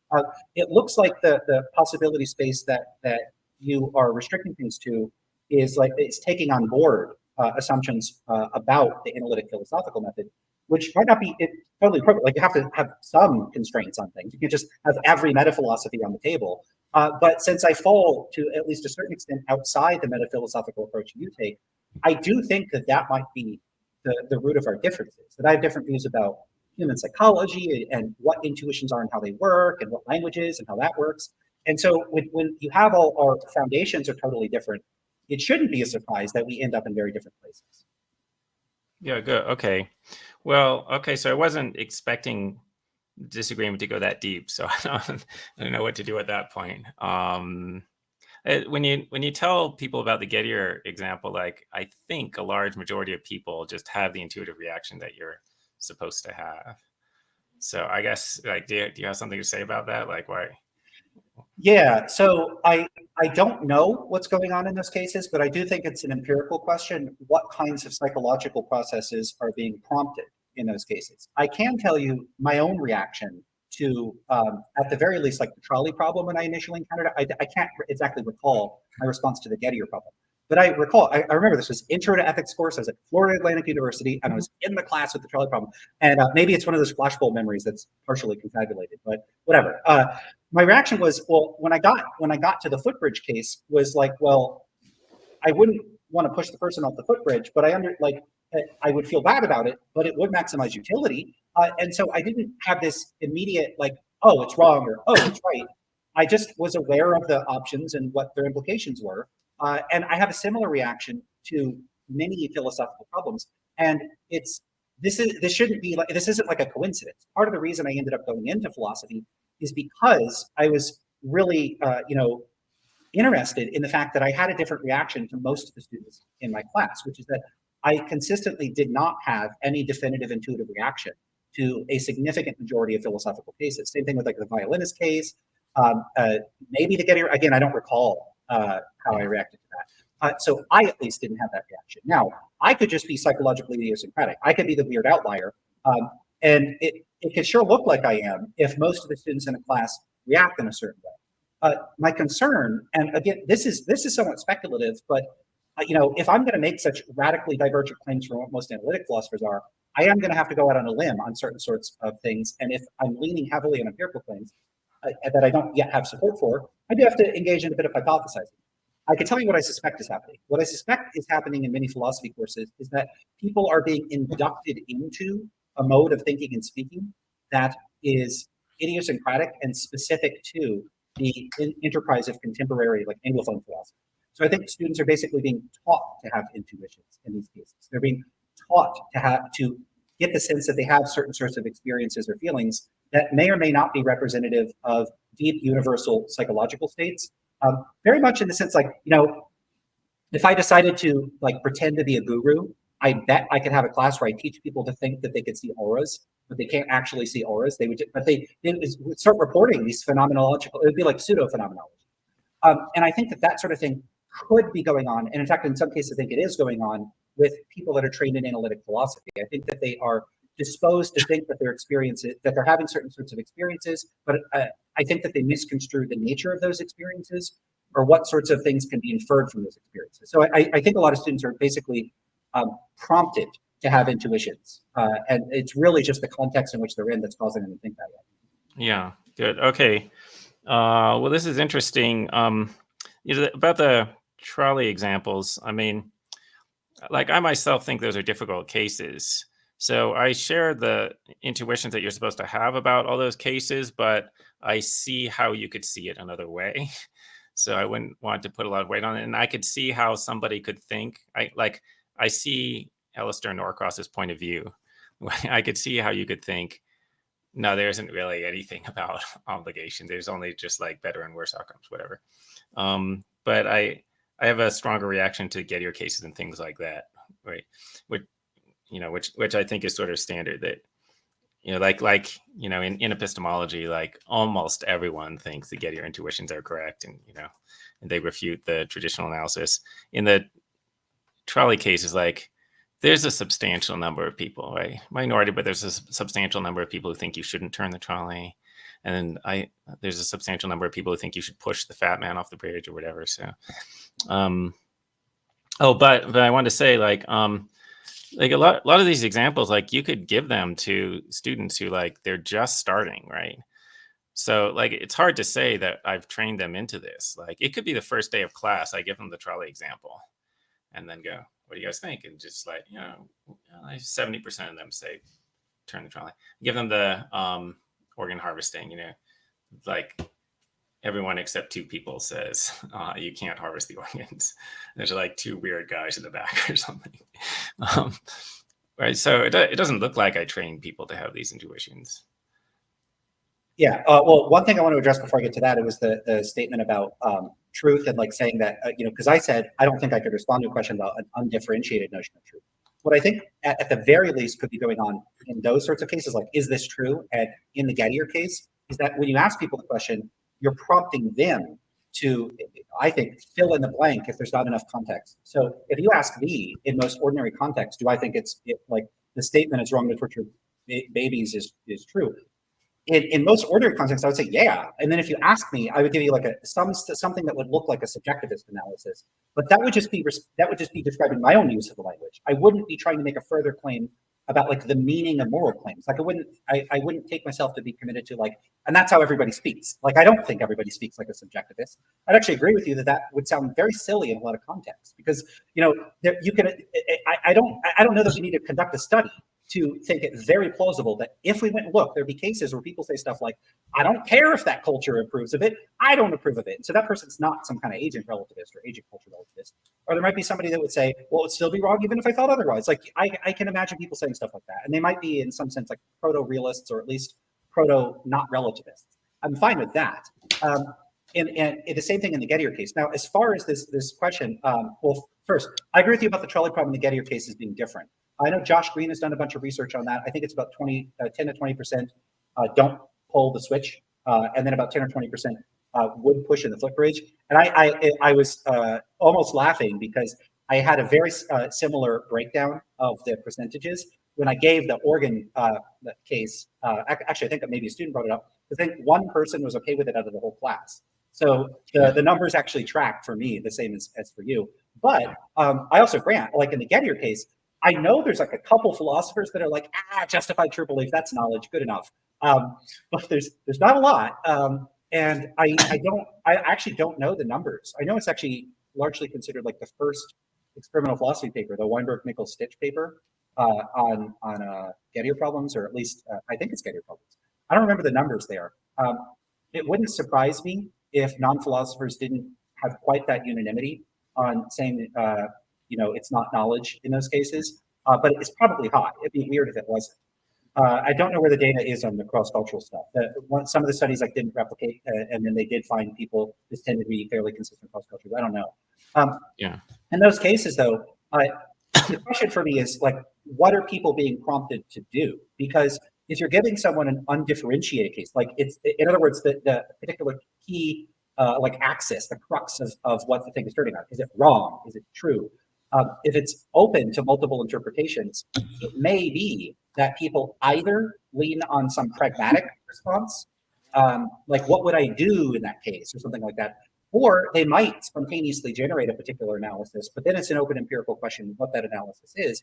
And it might just be that when people are presented with these cases in particular contexts, there's a tendency for most people to lean one way or the other. And it could spuriously correlate with where philosophers end up or something like that. I don't know. Again, I take a lot of these to be empirical questions. And in some languages, you might not be able to get the same kinds of results. So some languages, when a person makes knowledge claims, they're appended as a sort of grammatical construction to where the source of knowledge came from. And so it might be that when a person says, they wouldn't just say, I know that it's raining outside. They would say something like, it's raining outside because I could see that it's raining outside, or it's raining outside according to I see that. I perceive that. Yeah, I perceive that. And so the structure of the language might make Gettier cases really difficult in some languages. It doesn't mean you couldn't prompt it, because I don't think language like makes people incapable of thinking certain things. But I do think that there's a big barrier between what people think and what they say. And I think that that's a difficult bridge to divide, and that analytic philosophy has overemphasized English. I mean, there's 7,000 plus languages in the world. And I think that the intuitive response that people have to cases plausibly would differ in many of these languages. Yeah, good. Okay. Yeah, so so you mentioned that I don't know, maybe students would have less agreement than philosophers do in the Gettier case, and that's plausible. And my proposed explanation of that is, well, the students don't understand as well. Philosophers are smarter. They understand the concepts and they understand the question better. And it might be that you get different intuitions in other cultures, and I don't know if that's true, but it might be. Maybe other cultures or other languages actually have a different concept, like we got the concept knowledge, and there's a word in this other language that we translate as knowledge, but doesn't exactly mean knowledge, just means something close to that. And maybe justified true belief is true about that, or something, or closer to being true about that other concept. I don't know. Now, of course, at that point, you might wonder, well, then why are we so focused on our concept, right? It's just one of many concepts that they have in different cultures. That's a good point. We might be, if it doesn't, if our concept doesn't translate into the concept other cultures are using, then I think that suggests that it's not that philosophically interesting. Although I would still insist that we have the correct judgments about this perhaps not interesting category. Well, something to say about that is that there have been a couple papers that argue that there's no cognate terms for morality in the Mongolian language. I I'm not in a position to evaluate that sort of evidence, but it looks like they employ a different set of normative terminology. Again, not in a position to evaluate that. I'm not an expert on cross-cultural research or like cultural anthropology, but that at least is an interesting finding worth looking at. And if I could at least, oftentimes, because I take a more empiricist approach to things, you take a more rationalist approach to things. Often, I get the sense that rationalistically inclined philosophers are less enthusiastic about empirical findings and their philosophical relevance. And well, I'm happy to grant before you even say this. In many cases, I'm just on board with those objections because I think a lot of people that appeal to empirical data to address philosophical questions do so in ways that are sloppy and a little too quick. So, like, I like some of the critiques of like Josh Green's attempt to appeal to his neuroscientific data to support utilitarianism or at least some type of consequentialism. I think Celine Berker, I think there were a few people that criticism. Well, some of these are pretty good. So I like some of that stuff. But if you take some of this empirical data to be philosophically relevant, that to me, even if because we're coming from such different places, I don't think at the end of our lives either of us are likely to have converged on the other's position. But I would at least like philosophy to take on board more of the empirical data insofar as it's relevant. Yeah, no, seems right. I'm a rationalist at heart or something. I'm a natural rationalist, but I also think that philosophers have, ignored empirical evidence too much. Just because we like sitting in the armchair. Okay, but that was very interesting. You mentioned about the Mongolian culture, but I don't know any of the evidence about that. So I want to hear more about that, but I guess we don't know more right now. I do think, though, looking at ancient Greek philosophy, it does seem to me like they're using different concepts from us. They're not completely different. They're not totally unrelated, but like they have all these arguments about like excellence. What is excellence? And then we translate that as like virtue or something like that. It's not really what we mean by virtue. So what do we think about that? And like, okay, does that mean that our particular concepts are parochial and so they don't matter? Maybe. I mean, maybe we should rethink some of our thick moral concepts, right? But we still have thin moral concepts, right? So there's just like better and worse, right? And like they clearly have that, right? Even if they don't have our concept of virtue, because that's kind of thick, because it's got sort of like presuppositions built into it that might be wrong, like normative presuppositions. So, yeah. Yeah. So first, I put the reference to the paper. The paper is called Mongolian. I don't know how to pronounce this. Yos Sertikun and Weird Morality. So I could send you a link later if you want to look at the paper. Again, I'm not saying this paper has like settled the matter. No one should take one paper to definitively resolve empirical questions. Yeah. But one thing I would just say is I don't take the results of this empirical data to be dispositive on the question of whether there are like some form of normative realism is correct. We might have to offer some revisionary characterization of quote unquote morality if it's not this universally shared term or something like that. That's fine because I'm still a normative anti-realist, a global normative anti-realist, so I'm still on the hook for rejecting whatever these thin concepts would be anyway. So it's I don't take technically I take the position of Mashery and Stitch. I think that the very concept of morality is a sort of historical construction, that there is no definitive way to delineate moral from non-moral norms. But I don't think that is particularly important to the dispute between moral realism and anti-realism, because realists could always just say, look, whatever we do with the language of morality, I still think that there are stance-independent evaluative facts or stance-independent it's stance-independently true that you have an obligation to not do this, and you have a reason not to do it. So I still think there could be facts of that kind, conditional on like what I'm saying here. So just in case, I'm not taking this to be some sort of critique. Yeah, good. So that reminds me that I sometimes think that the way that philosophers are using morality is different from the way that ordinary people are using it, and ordinary people's use of morality is thicker, right? Meaning that it's got more presuppositions built into it. And then I noticed that, I looked through the Bible one time, or I did a word search in the Bible for cognates of the word immoral. And as far as I could tell, there was not a single instance where it didn't refer to sexual behavior. There's like a lot of and it depends on the translation, actually. So some translations don't have immoral at all. But if it does have immoral, it's almost always in the phrase sexual immorality. and the things that they're calling immoral are things that philosophers would consider not at all immoral. And they would think that it's crazy that you would say that was a paradigm of immorality. So anyway, but this isn't so relevant to our debate because we're not disputing about that. Like your skepticism about morality is not tied to that, not having the wrong moral norms. But I can see being skeptical about sort of traditional morality, where it's like what's immoral is having sex with the wrong people, and if that was what you thought were the paradigms, I could see why you might think, yeah, this is bullshit, right?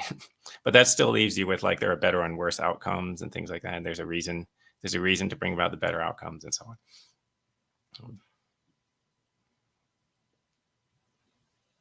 Sure, Lance, would you like to continue in some other avenue? I thought you were going to have some questions for us. Curiosity. Yeah, should we go into the questions now? I think we reached a good point because we can't talk all day. I don't know how much time you have. Yeah, but right, an hour and a half. So I think we've already gone a lot deep into the debate that I didn't think we would go this deep. So, but that was interesting. It's fascinating. I can listen to you guys all day long, but yeah, because of time constraints, I think we can get to questions if you both are ready for that. Sure. Yeah. Do we have time? Cool. I'm okay with that. Yeah. So let's start the question answer session. I got a lot of questions in Discord servers and in my YouTube video that I posted, but I can't obviously question them all of those questions. I've got 4 for each of you guys that I've selected from all those, and the reason I've selected those is either because some of them would be so simple and easy and you guys would already have answered those questions in talks with me and even in your previous videos, or they're too complex or too lengthy that it would take a lot of time. I've got 8 questions, 4 questions for each of you guys. So the first question would be for Dr. Huemer. Jonas Jensen 9305 asks, pertaining to the difference between ethical intuition and preference, most people would be extremely averse to putting a puppy in boiling water. On your view, this is due to an ethical intuition against doing so. Most people would similarly be extremely averse to putting their own hand in boiling water. Presumably, as a libertarian, you hold that people are entitled to inflict excruciating pain on themselves. Thus, this aversion doesn't indicate an ethical truth, but a mere preference. Yeah. So we have 2 attitudes held by all normal people, but one points to an objective ethical truth, while the other one doesn't.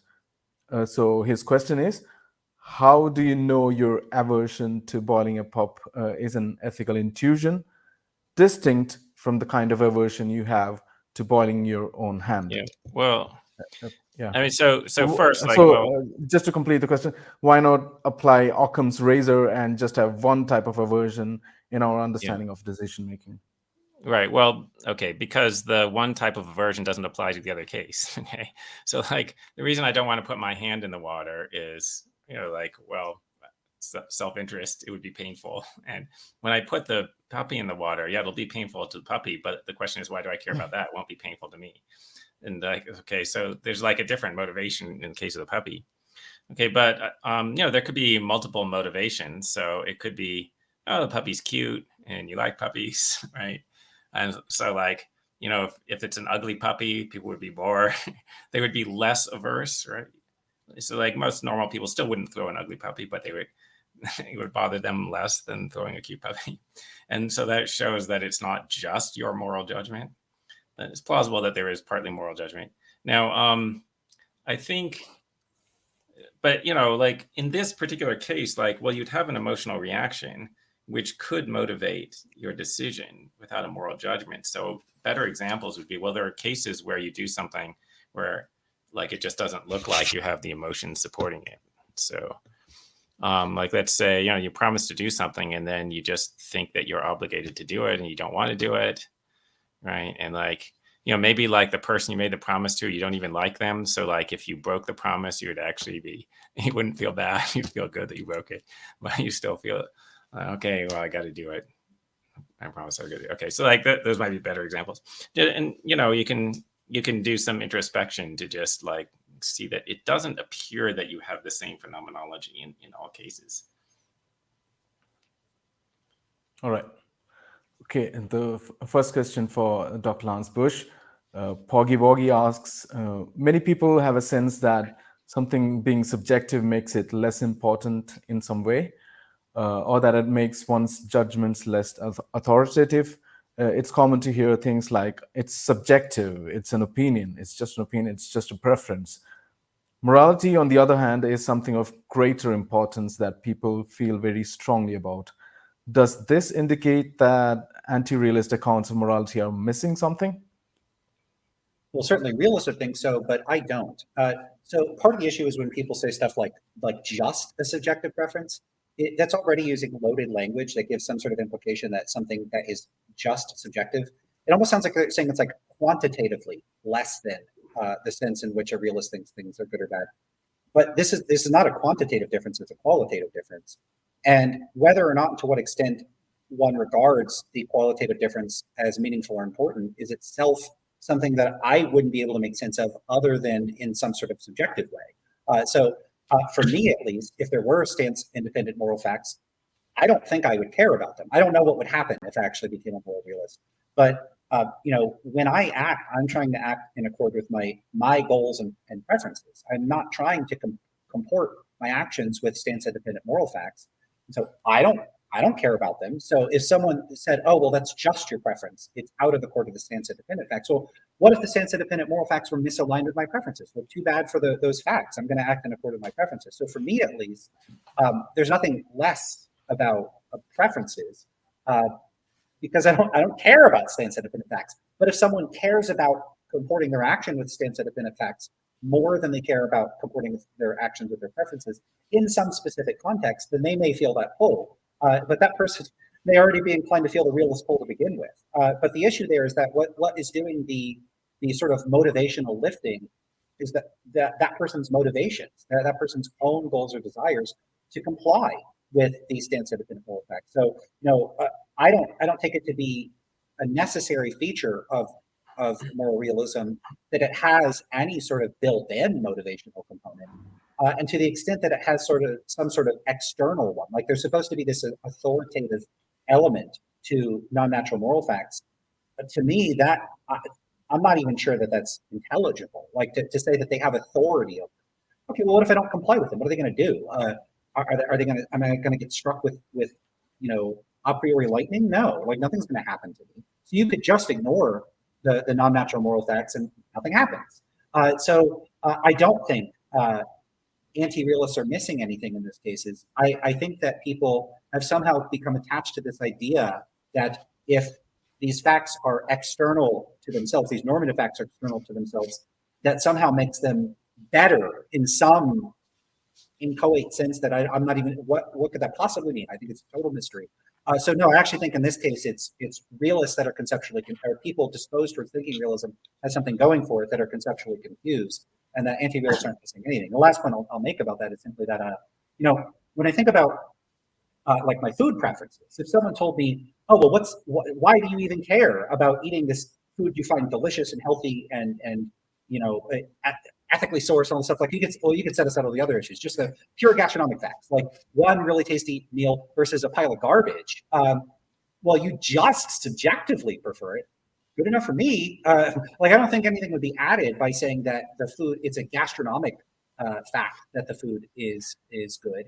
And why would that matter? So yeah, I think you can kind of do these reverse intuitions where you show that there are many contexts in which people are already disposed to at least not think in distinctively realist terms. It would be really puzzling to say that taking a subjective stance on some normative or evaluative matter is somehow like lesser than some sort of realist construal. I saw Mike laughing there. I mean, do you have any response to that? Sorry to break the flow of questions. You might be having some response to that. I don't know. I didn't think I was going to have to answer that one. No. Yeah. Is there some additional authority? I don't know. I guess people feel like if the moral truths depended on your preferences, then you can just choose to not do the thing, right? So you could just decide, and then there won't be any problem because, like, you're only going against your own preferences, whatever. Like, for one thing, morally, you're allowed to go against your preferences, but also, like, what would be the motivation? Like, if you don't want to do the thing, and then somebody tells you that it's morally required, but what they mean by that is they're claiming that somehow it serves your preferences, then you should just ignore that.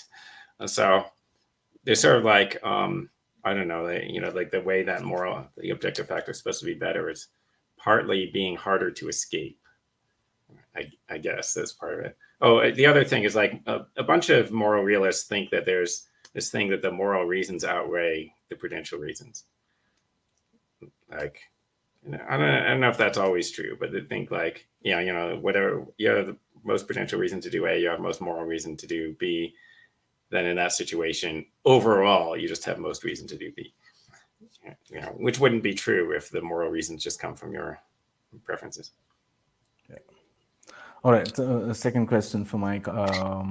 Spooky Ledushi asks, do you think a reason internalism view, such as metaethical constructivism, maybe Kantian constructivism, which holds that there are public moral reasons independent of the stances of any particular individuals, which govern the entire moral community of rational agents, is a realist view, or does a moral realist have to believe that there are external moral properties in addition to stance-independent moral reasons? I'm not sure. I don't want to sound too much like Lance, but I'm not sure that there's a fact about the answer to this because it's a semantic question. It's a semantic question about a technical term, which is moral realism, right? So we usually say, oh, well, it's independent of observers, but what if there's a person who thinks that they depends upon sort of like the ideal observer who's not a real observer, right? It depends upon what, like, the nature of rationality or something, and rationality is like a capacity of ours, but it doesn't depend on any specific person or even all of the people who actually exist. So I don't know. There's not really a fact about whether that's realist or not. I guess I would think it's closer to realism. It sounds to me closer to traditional realist views than traditional anti-realist views. And I feel like the people who have that view would be happier. They'd be happier at a party of moral realists than at a party of anti-realists or something. So, cool. Next question's for Lance. Jack Kiesling 3294 asks, what do you think about the views in Bengtson, Cuneo, Schaefer-Landau, moral conceptual truths, or Bengtson and Schaefer-Landau moral fixed points? He says that it really appeals to me as it enables me to say that there are no moral properties or facts out there in the world, appealing to Occam's razor and our scientific naturalistic worldview, while also saying that there are moral truths. They are conceptual truths, which appeals to my common sense, he says. Well, I haven't read their new books, so I'd be hesitant to say anything especially substantive in response to that. But what I can say is that I have some vague awareness that there have been attempts to strip down the metaphysical aspects of what a moral realist is purportedly committed to, and just make these conceptual truths rather than, people don't want to be Platonists or something. I'm still going to have the same issue in those cases. I think, Parfit does this. I think Scanlon does this. I don't know their specific account, but my concerns with non-naturalist realism are not like I don't appeal to like Mackey's arguments where I would say, oh, well, moral facts, whatever they would be weird metaphysically, and so I'm going to reject them. Now, there's ways of fleshing that out where that sounds less superficial and silly. It's not like Mackie was just saying they seem funny and strange, so I don't like them. But he has other stuff to say. He makes an epistemic claims like, if there were these facts, how would we even know about them? And maybe realists would just say we have answers to that. But those aren't my issues. My issues with non-naturalist realism is not about the metaphysics. It's actually about the conceptual issues. And so I don't think whatever's motivating them to strip out the metaphysics, for me, isn't going to be a problem for the reasons why I reject non-naturalist realism, which is a little weird because we didn't even actually discuss, I think, at all. And maybe that's a topic for another discussion. What I would say about these cases is that I think that they're going to fall in the same camp of being unintelligible in the sense that Bernard Williams suggested to Parfit, at least in that discussion that was described in On What Matters in the second volume. So I would say the same thing about these. On examining them, I'd probably think that they're employing these certain sorts of terms or concepts, like something like an external reason, something like an irreducible negative fact. And I would have conceptual concerns with whether those are meaningful and whether they could be cashed out in a way that could be made sense of. Sure. Mike, have you read Schaefer Landau's new book or article? I don't know which one. No, sorry, no. Okay, cool. So third question for Mike. Poggy Woggy again. A lot of anti-realists will grant that certain first-order normative moral judgments seem true, but claim not to have the intuition that they are true in a realist sense. For instance, they may grant it seems to be the case that torturing babies for fun is immoral, but not that the immorality is an objective property of the action. What would you say to such anti-realists? Do you think they are confused in some way? We did touch upon the topic in the debate, but yeah. Do you have any further points to add? Yeah, so I feel like my opening statement sort of addresses that. Like, okay, so if you think that it's not an objective truth, then what do you think? Like, it's an expression of emotion, or it's like, sort of like a disguised imperative or something. And okay, so that could be refuted by the Frege-Geach problem. Or, oh, you think that you're actually just reporting on some people's attitudes, then I'm going to introduce a hypothetical scenario in which whatever person or group you think is relevant, they have different attitudes, right? And then I'm going to hope that you have the intuition that, that whatever the wrong thing is still wrong.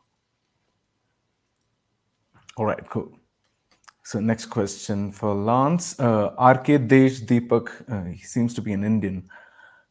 You seem to argue we can't assume most people are realist just based on regular normative dialogues. You also gave an analogy of multiple interpretations of quantum mechanics for this one. Does it applies to all kinds of realism, like external world realism or scientific truths? Do you think it's wrong for me to assume that most people, non-philosophers, I interact with are realists towards external world or realists towards scientific truths just based on interactions? It's a great question. I don't know the answer to that. So I take what non-philosophers in all of these cases are committed to be empirical questions. But I don't think every empirical question we need to conduct like surveys to find out. So, would most people not want to be dropped into a volcano?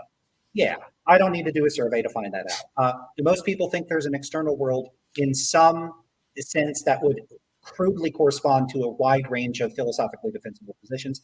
I'm going to go with I think so. So I don't think most people could be are external world skeptics, nor do I think it would be. I don't think I would be like it's indeterminate whether people are external world skeptics or not. I think they're probably not.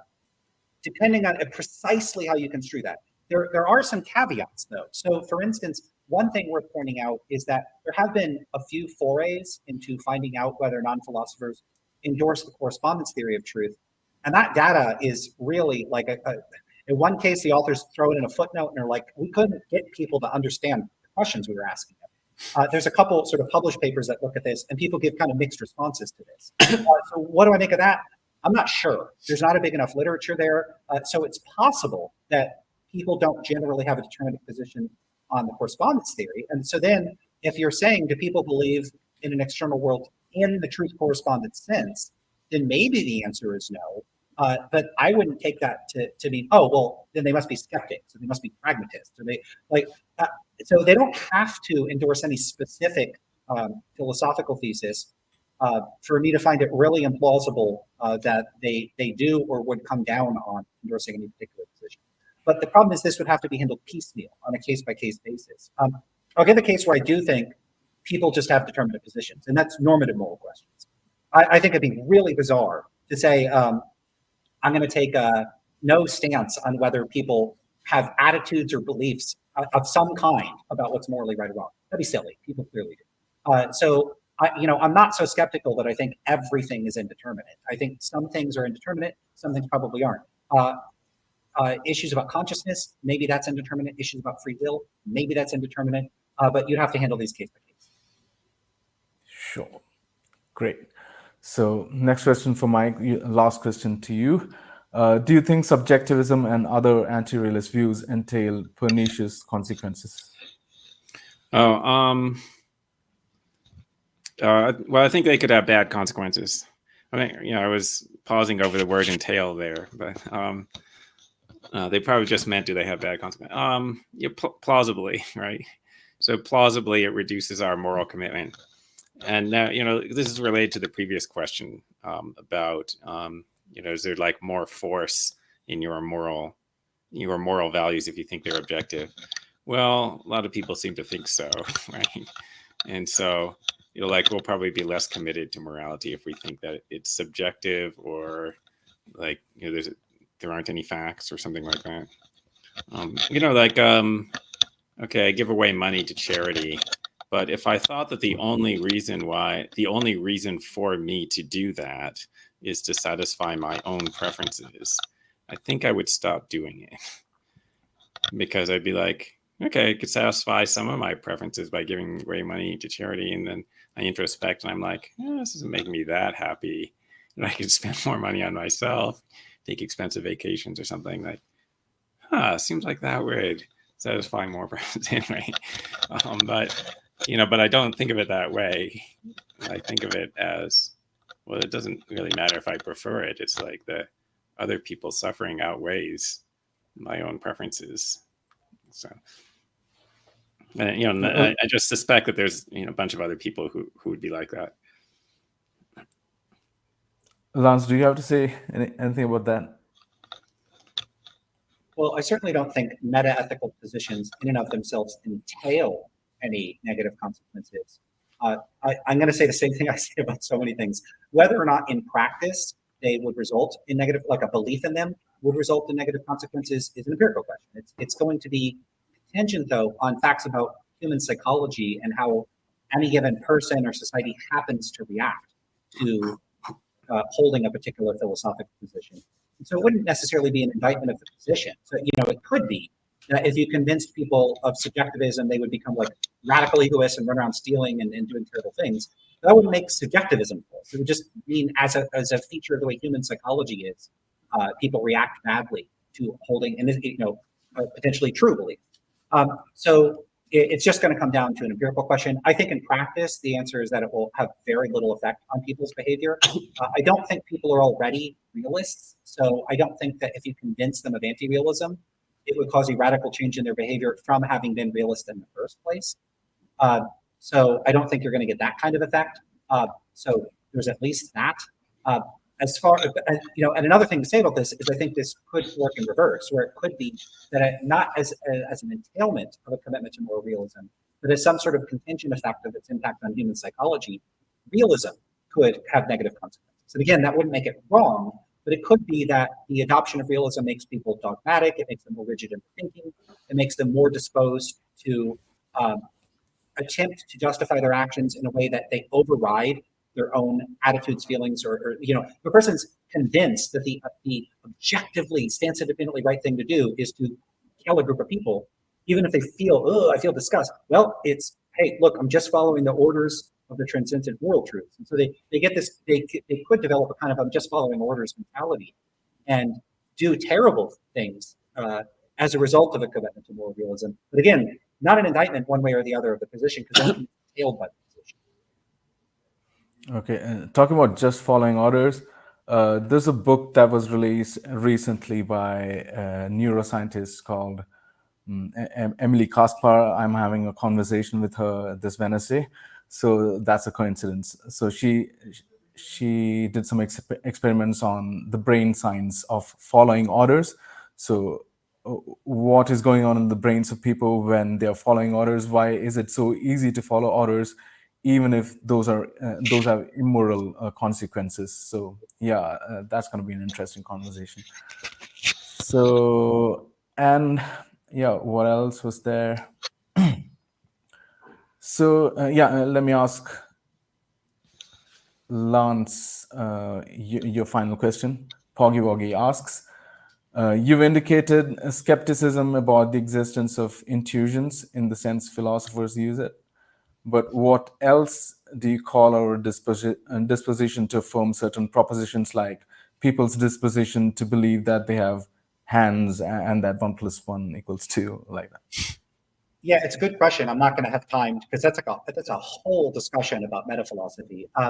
So one thing to indicate is that if you look into how the term intuition is used among philosophers, it's not uniformly or consistently used to refer to dispositions for particular beliefs.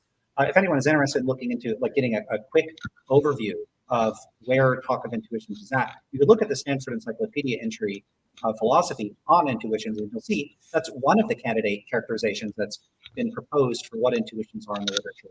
But it's not the only one. There are these other ways that people have said, hey, actually, this is what intuitions are. Here's a better way to use intuitions. There's a variety of different characterizations of intuitions. And so if we're going to, like, if we take the term intuition and we ask, okay, well, how are philosophers using it? I think that's a tough philosophical question. And that to a certain extent, it's gonna end up that philosophers are using it to refer to at least a few different things in different contexts, and it's going to be difficult to disentangle at least the several things that they're referring to. Some of those things may be genuine and real phenomena. If it's referring to a disposition to hold certain beliefs, well, certainly I think people have those. So then, sure, we have intuitions of that kind. But part of the question was interesting how it's framed. Like, what would we call them if not that? We could call them. I don't want to be glib, but we could call them whatever we want. So, at least one thing I would say about talk of intuition in philosophy is that, at least historically, it looks like the use of the specific term intuition has increased over the years. So in Capellan's book, Philosophy Without Intuitions, he talks about and proposes philosophers don't really use intuitions as, to resolve arguments or as evidence for claims. I'm not going to get into evaluating that particular claim because you have to get into precisely what he's saying there. But at the very least, it looks like its use has spiked in recent years. So what we would have to do in these cases is really just like get philosophers to sit down and talk about like what kinds of states that they're talking about. And what I suspect is that many of the ways in which we use the term intuition would be completely like fine. So like I think Timothy Williamson will just sometimes say like intuitions are just continuous with our ordinary ways of thinking. That's a view of intuitions I could get on board with. But in some cases, philosophers may be appealing to certain types of mental states that we may not have. And so they might be saying, I have an intuition. And then if you actually examined the empirical literature, they're reporting a kind of pseudo-state, a pseudo-psychological state that they don't actually have. Very much, going back to my analogy to seeing auras, I think it's possible to convince people that they have certain kinds of faculties for detecting truth or seeing or quasi-perceptual capacities for knowing or thinking or perceiving certain sorts of facts that they may not actually have. And they may be misunderstanding their own phenomenology or mistaking inferences about the content of their phenomenology for substantive theoretical inferences about what's going on with their phenomenology. And in those cases, I think that those instances of intuition would be potentially misguided or mistaken. But you would have to first get clear on what people's commitment, like what are they actually saying an intuition is, and then you would have to look at empirical data that we haven't really looked at. So I can't definitively say whether people do or don't have intuitions. What I would say is that I'm very skeptical of some uses of intuition among philosophers. Some of them seem to rely on presuppositions about human psychology or language or metaphysics that I don't endorse. And then in other instances, it looks like they're using them in totally innocuous ways I'm completely on board with. And it's just hard to parse the two, like which one is which. Lance and is boring. It's an empirical question. So yeah, just kidding. Anyway, so that ends the questions for this debate. I would request you guys to start your closing statements if you have any. We can start with Lance, and then Mike can end. Oh, I'm starting? Yeah. Cool. Okay. All right. So closing statements. I really enjoyed this discussion. What I would say is that I think the root of the problems between realists and anti-realists, like where that conflict should be resolved, is in the domain of deeper metaphilosophical questions about how we acquire knowledge, what intuitions are and how they work, what sort of epistemic status should they have. There's going to be deeper questions there that I don't think are typically addressed in most of the dispute between realists and anti-realists. I think from this discussion, my attitude about that hasn't changed. So I think Huemer's criticisms of the standard positions are largely directed at positions I don't endorse, and I reject all of those positions. And so I may reject them for different reasons than realists, but if we could rule those positions out, then I think that the real battle would be on a different battleground than typifies the disputes in contemporary analytic philosophy. So one thing I would say about this is that where I come down on these disputes is that I think realism, and to the extent that I reject realism, it's not like I reject it in the sort of concrete terms within the confines of the standard dialectic among contemporary analytic philosophers. I think that realism is a sort of symptom or byproduct of background metaphilosophical presuppositions that are themselves fundamentally misguided and wrong. I think those presuppositions are wrong, and that we're philosophers more broadly to reject those metaphilosophical presuppositions. It would just be to me an incidental and salutary byproduct of that they would not endorse moral realism. That might end up in practice resulting in them being some type of quietist about those particular philosophical disputes, because there would be nothing motivating the dispute. So insofar as the dispute among realists and anti-realists turns on false presuppositions about how language and meaning work, well, if you don't endorse those views, then there's no dispute to have. So this for me is where I think the territory should go. Now, the issue with that is that very few people within the contemporary dispute are on my side on this matter. Like other anti-realists, I don't endorse the same views as they do. So this puts me in an awkward position because I'm not really part of that ongoing dialogue. I have published papers on my views on the matter. My views on the matter would typically be considered an extreme minority view. Nevertheless, I think that my views are very much in line with longstanding traditions within Western philosophy. Pragmatism, ordinary language philosophy. I'm not saying I'm endorsing some of these. I don't endorse ordinary language philosophy, but there's been this long sort of dissident strain within Western philosophy of positivism, logical positivism, pragmatism, ordinary language philosophy, and more recently experimental philosophy. And I'm very much on board with the undercurrents of the metaphilosophical approaches that those traditions are at least gesturing towards. And where I want to move discussions is more towards that and less towards these sort of skirmishes at the extremity of analytic philosophy. So I guess that's what I would say about that. The other thing I would just reaffirm is I still think that the problem of normative entanglement is highly operative in disputes between realists and anti-realists, and that it underwrites much of the presumptive intuitive lack of appeal of anti-realist positions. When we're analyzing a lot of these cases, I actually think that realists in most instances, or in possibly every instance, actually totally underestimate the conceptual resources available to anti-realists, especially when those anti-realists are freed from the confines of being forced to comport themselves with one of those standard three positions, to address these cases and say, okay, I could look at the state of moral disagreements, or how to assess the sentence in a way completely consistent with anti-realism, and that's not really a problem. The anti-realist doesn't come away with a totally counterintuitive position. And the last thing I would just say is one thing we didn't get into are the sort of positive arguments for moral realism. So there's like the argument for moral convergence. There's a variety of other arguments, companions and guilt sorts of arguments. I think anti-realists have pretty straightforward, and to me at least, very compelling and plausible responses to all of those. And this has led me to think that at least one of the reasons that anti-realists should hold their heads high and not be too concerned or compelled by realist arguments is that I don't think arguments for moral realism are strong, like any of them. I don't think I've ever seen a good argument for moral realism. I think there's, for instance, much stronger arguments for theism, even though I'm an atheist. And so at least one of the things, and this is the last thing I'll say about this, is that I think realists for a long time have have sort of operated under the presumption that there's some sort of they're in a sort of privileged position where their position is the more commonsensical position, that it's more of a default position. I know some philosophers called it more of a default position, and that the onus is on anti-realists to argue against that the burden is on anti-realists. And I don't accept that. And I think anti-realists should start rejecting that. I don't think that moral realism has shown itself to be in any sort of privileged default position that anti-realists need to overcome. I think anti-realists have no better or worse, like, I just don't think it's a default position. And so to the extent that we start this dialectic from the presumption that there's something to favor realism, I think that anti-realists should these days move towards denying that and then prompting realists to present arguments that don't rely on a presumption in favor of realism. Sure. Thank you so much, Lance, for the closing statement. Before that, talk about positive arguments for moral realism. Mike didn't even touch the ontological argument for moral realism. Maybe we'll have time for that later someday. But yeah, I would invite Mike for your closing statement. Okay, good. Thanks. Yeah, there are other realist arguments and responses to anti-realist arguments that we didn't get to, and which is surprising because it's like a 2-hour conversation, but there's still a lot of things we didn't talk about. I recommend that people look up my article on ontological proof of moral realism. That's entertaining.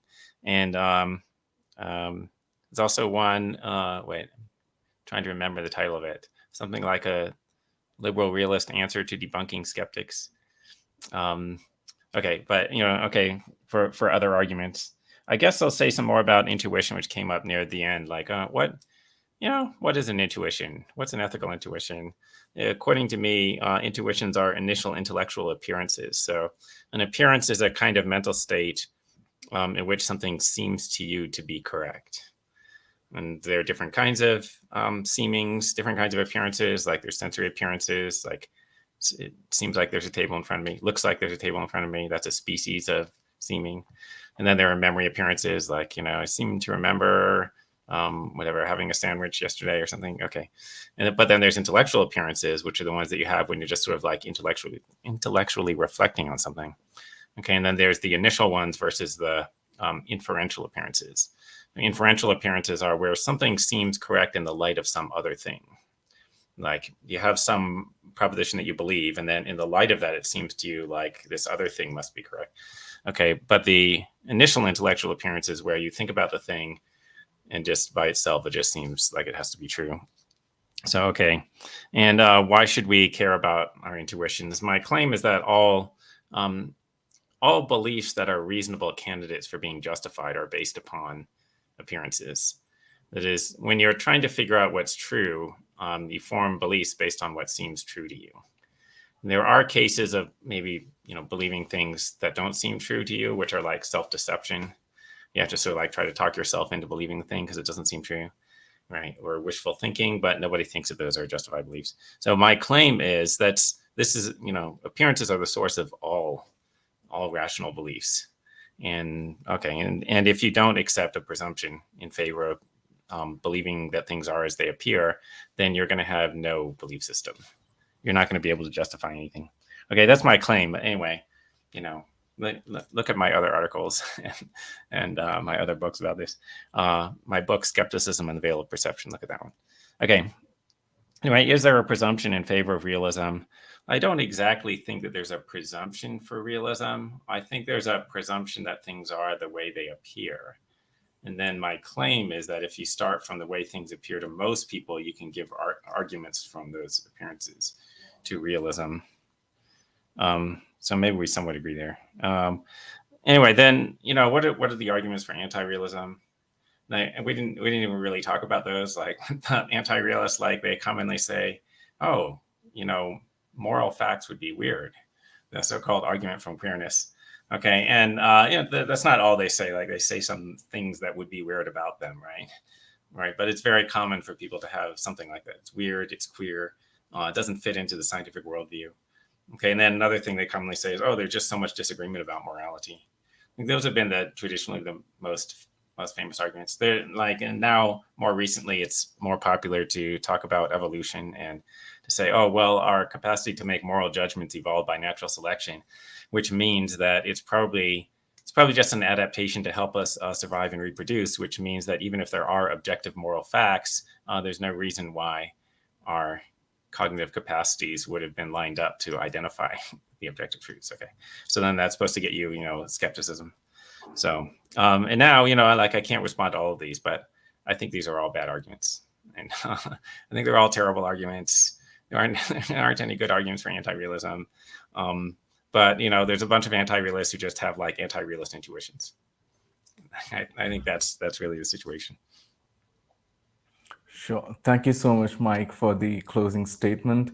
I would like you to tell us where to find you, where to read your books, and yeah. I have a blog on Substack called Fake News, which is spelled FAKENOUS.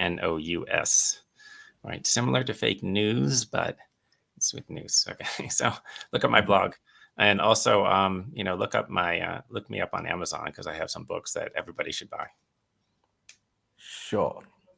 And Lance, where can people find you? They could find me on YouTube and on Substack under the name Lance Independent. It's a play on the term stance independent. And if they want, they could read some of my articles. I'm not as prolific as Huemer. I haven't published any books or anything, but I've got a few articles. And a lot of the stuff that I've said here, you can find aspects of that is, across various blog posts on my blog, Lance. You should release some books soon, Lance. Yeah, it's good. If you self-publish books, then you get more money from than the traditional publishers. So I recommend it. Nice new background, Lance, in New York. Better than the previous one, I think. A little better. I still need a better background than this one. Yeah. Anyway, so it was an amazing conversation. I just can't believe that this debate has ended, and I don't want it to end. I can listen to you forever. And like they said, there are play it on a loop, all day, and then. No, there's a lot more to discuss, right? Not just this. Like we mentioned, like you mentioned, there's a lot more arguments to discuss. But anyway, that's all the time we have for today. I hope you had a fun time listening to this debate, and tell me in the comments below whose views are more persuasive to you, more compelling to you, and who do you think won the debate or anything. Yeah, hit the comment section up with all those comments and whatever you have to say about realism, moral anti-realism. And did you like the conversation, and would you like to have more such debates and conversations on the channel? Tell me in the comments below. Also, I've had conversations with Lance a couple of 3 times, in fact. You can see that in the YouTube channel. Also, I've had a conversation with Mike recently that you can see in the YouTube channel. Please check them out. You could get answers to a lot more questions that you might not have gotten answers to this time around. Yeah, so that's the end of that, I guess. Thank you so much, you curious people, for listening to the debate. I'm sure you had fun. And for all the new listeners to the channel, please subscribe to the channel for more such videos. So yeah, that ends the day today. Thank you so much for coming in. And yeah, let me thank Lance Bush and Mike Huemer once again for coming onto the show. It's a privilege and honor, like I always say, that I'm able to have these conversations with you, and that I'm hosting you guys debate on the channel. It's a real privilege. Thank you so much for coming again. For more such conversations ahead, there's going to be more on free will. I'm going to be having a conversation with Mike, hopefully, in the future on free will. And there's one more conversation with Lance that's coming up. So please stay tuned and stay curious. Thank you so much. Thanks. Okay, ending the recording.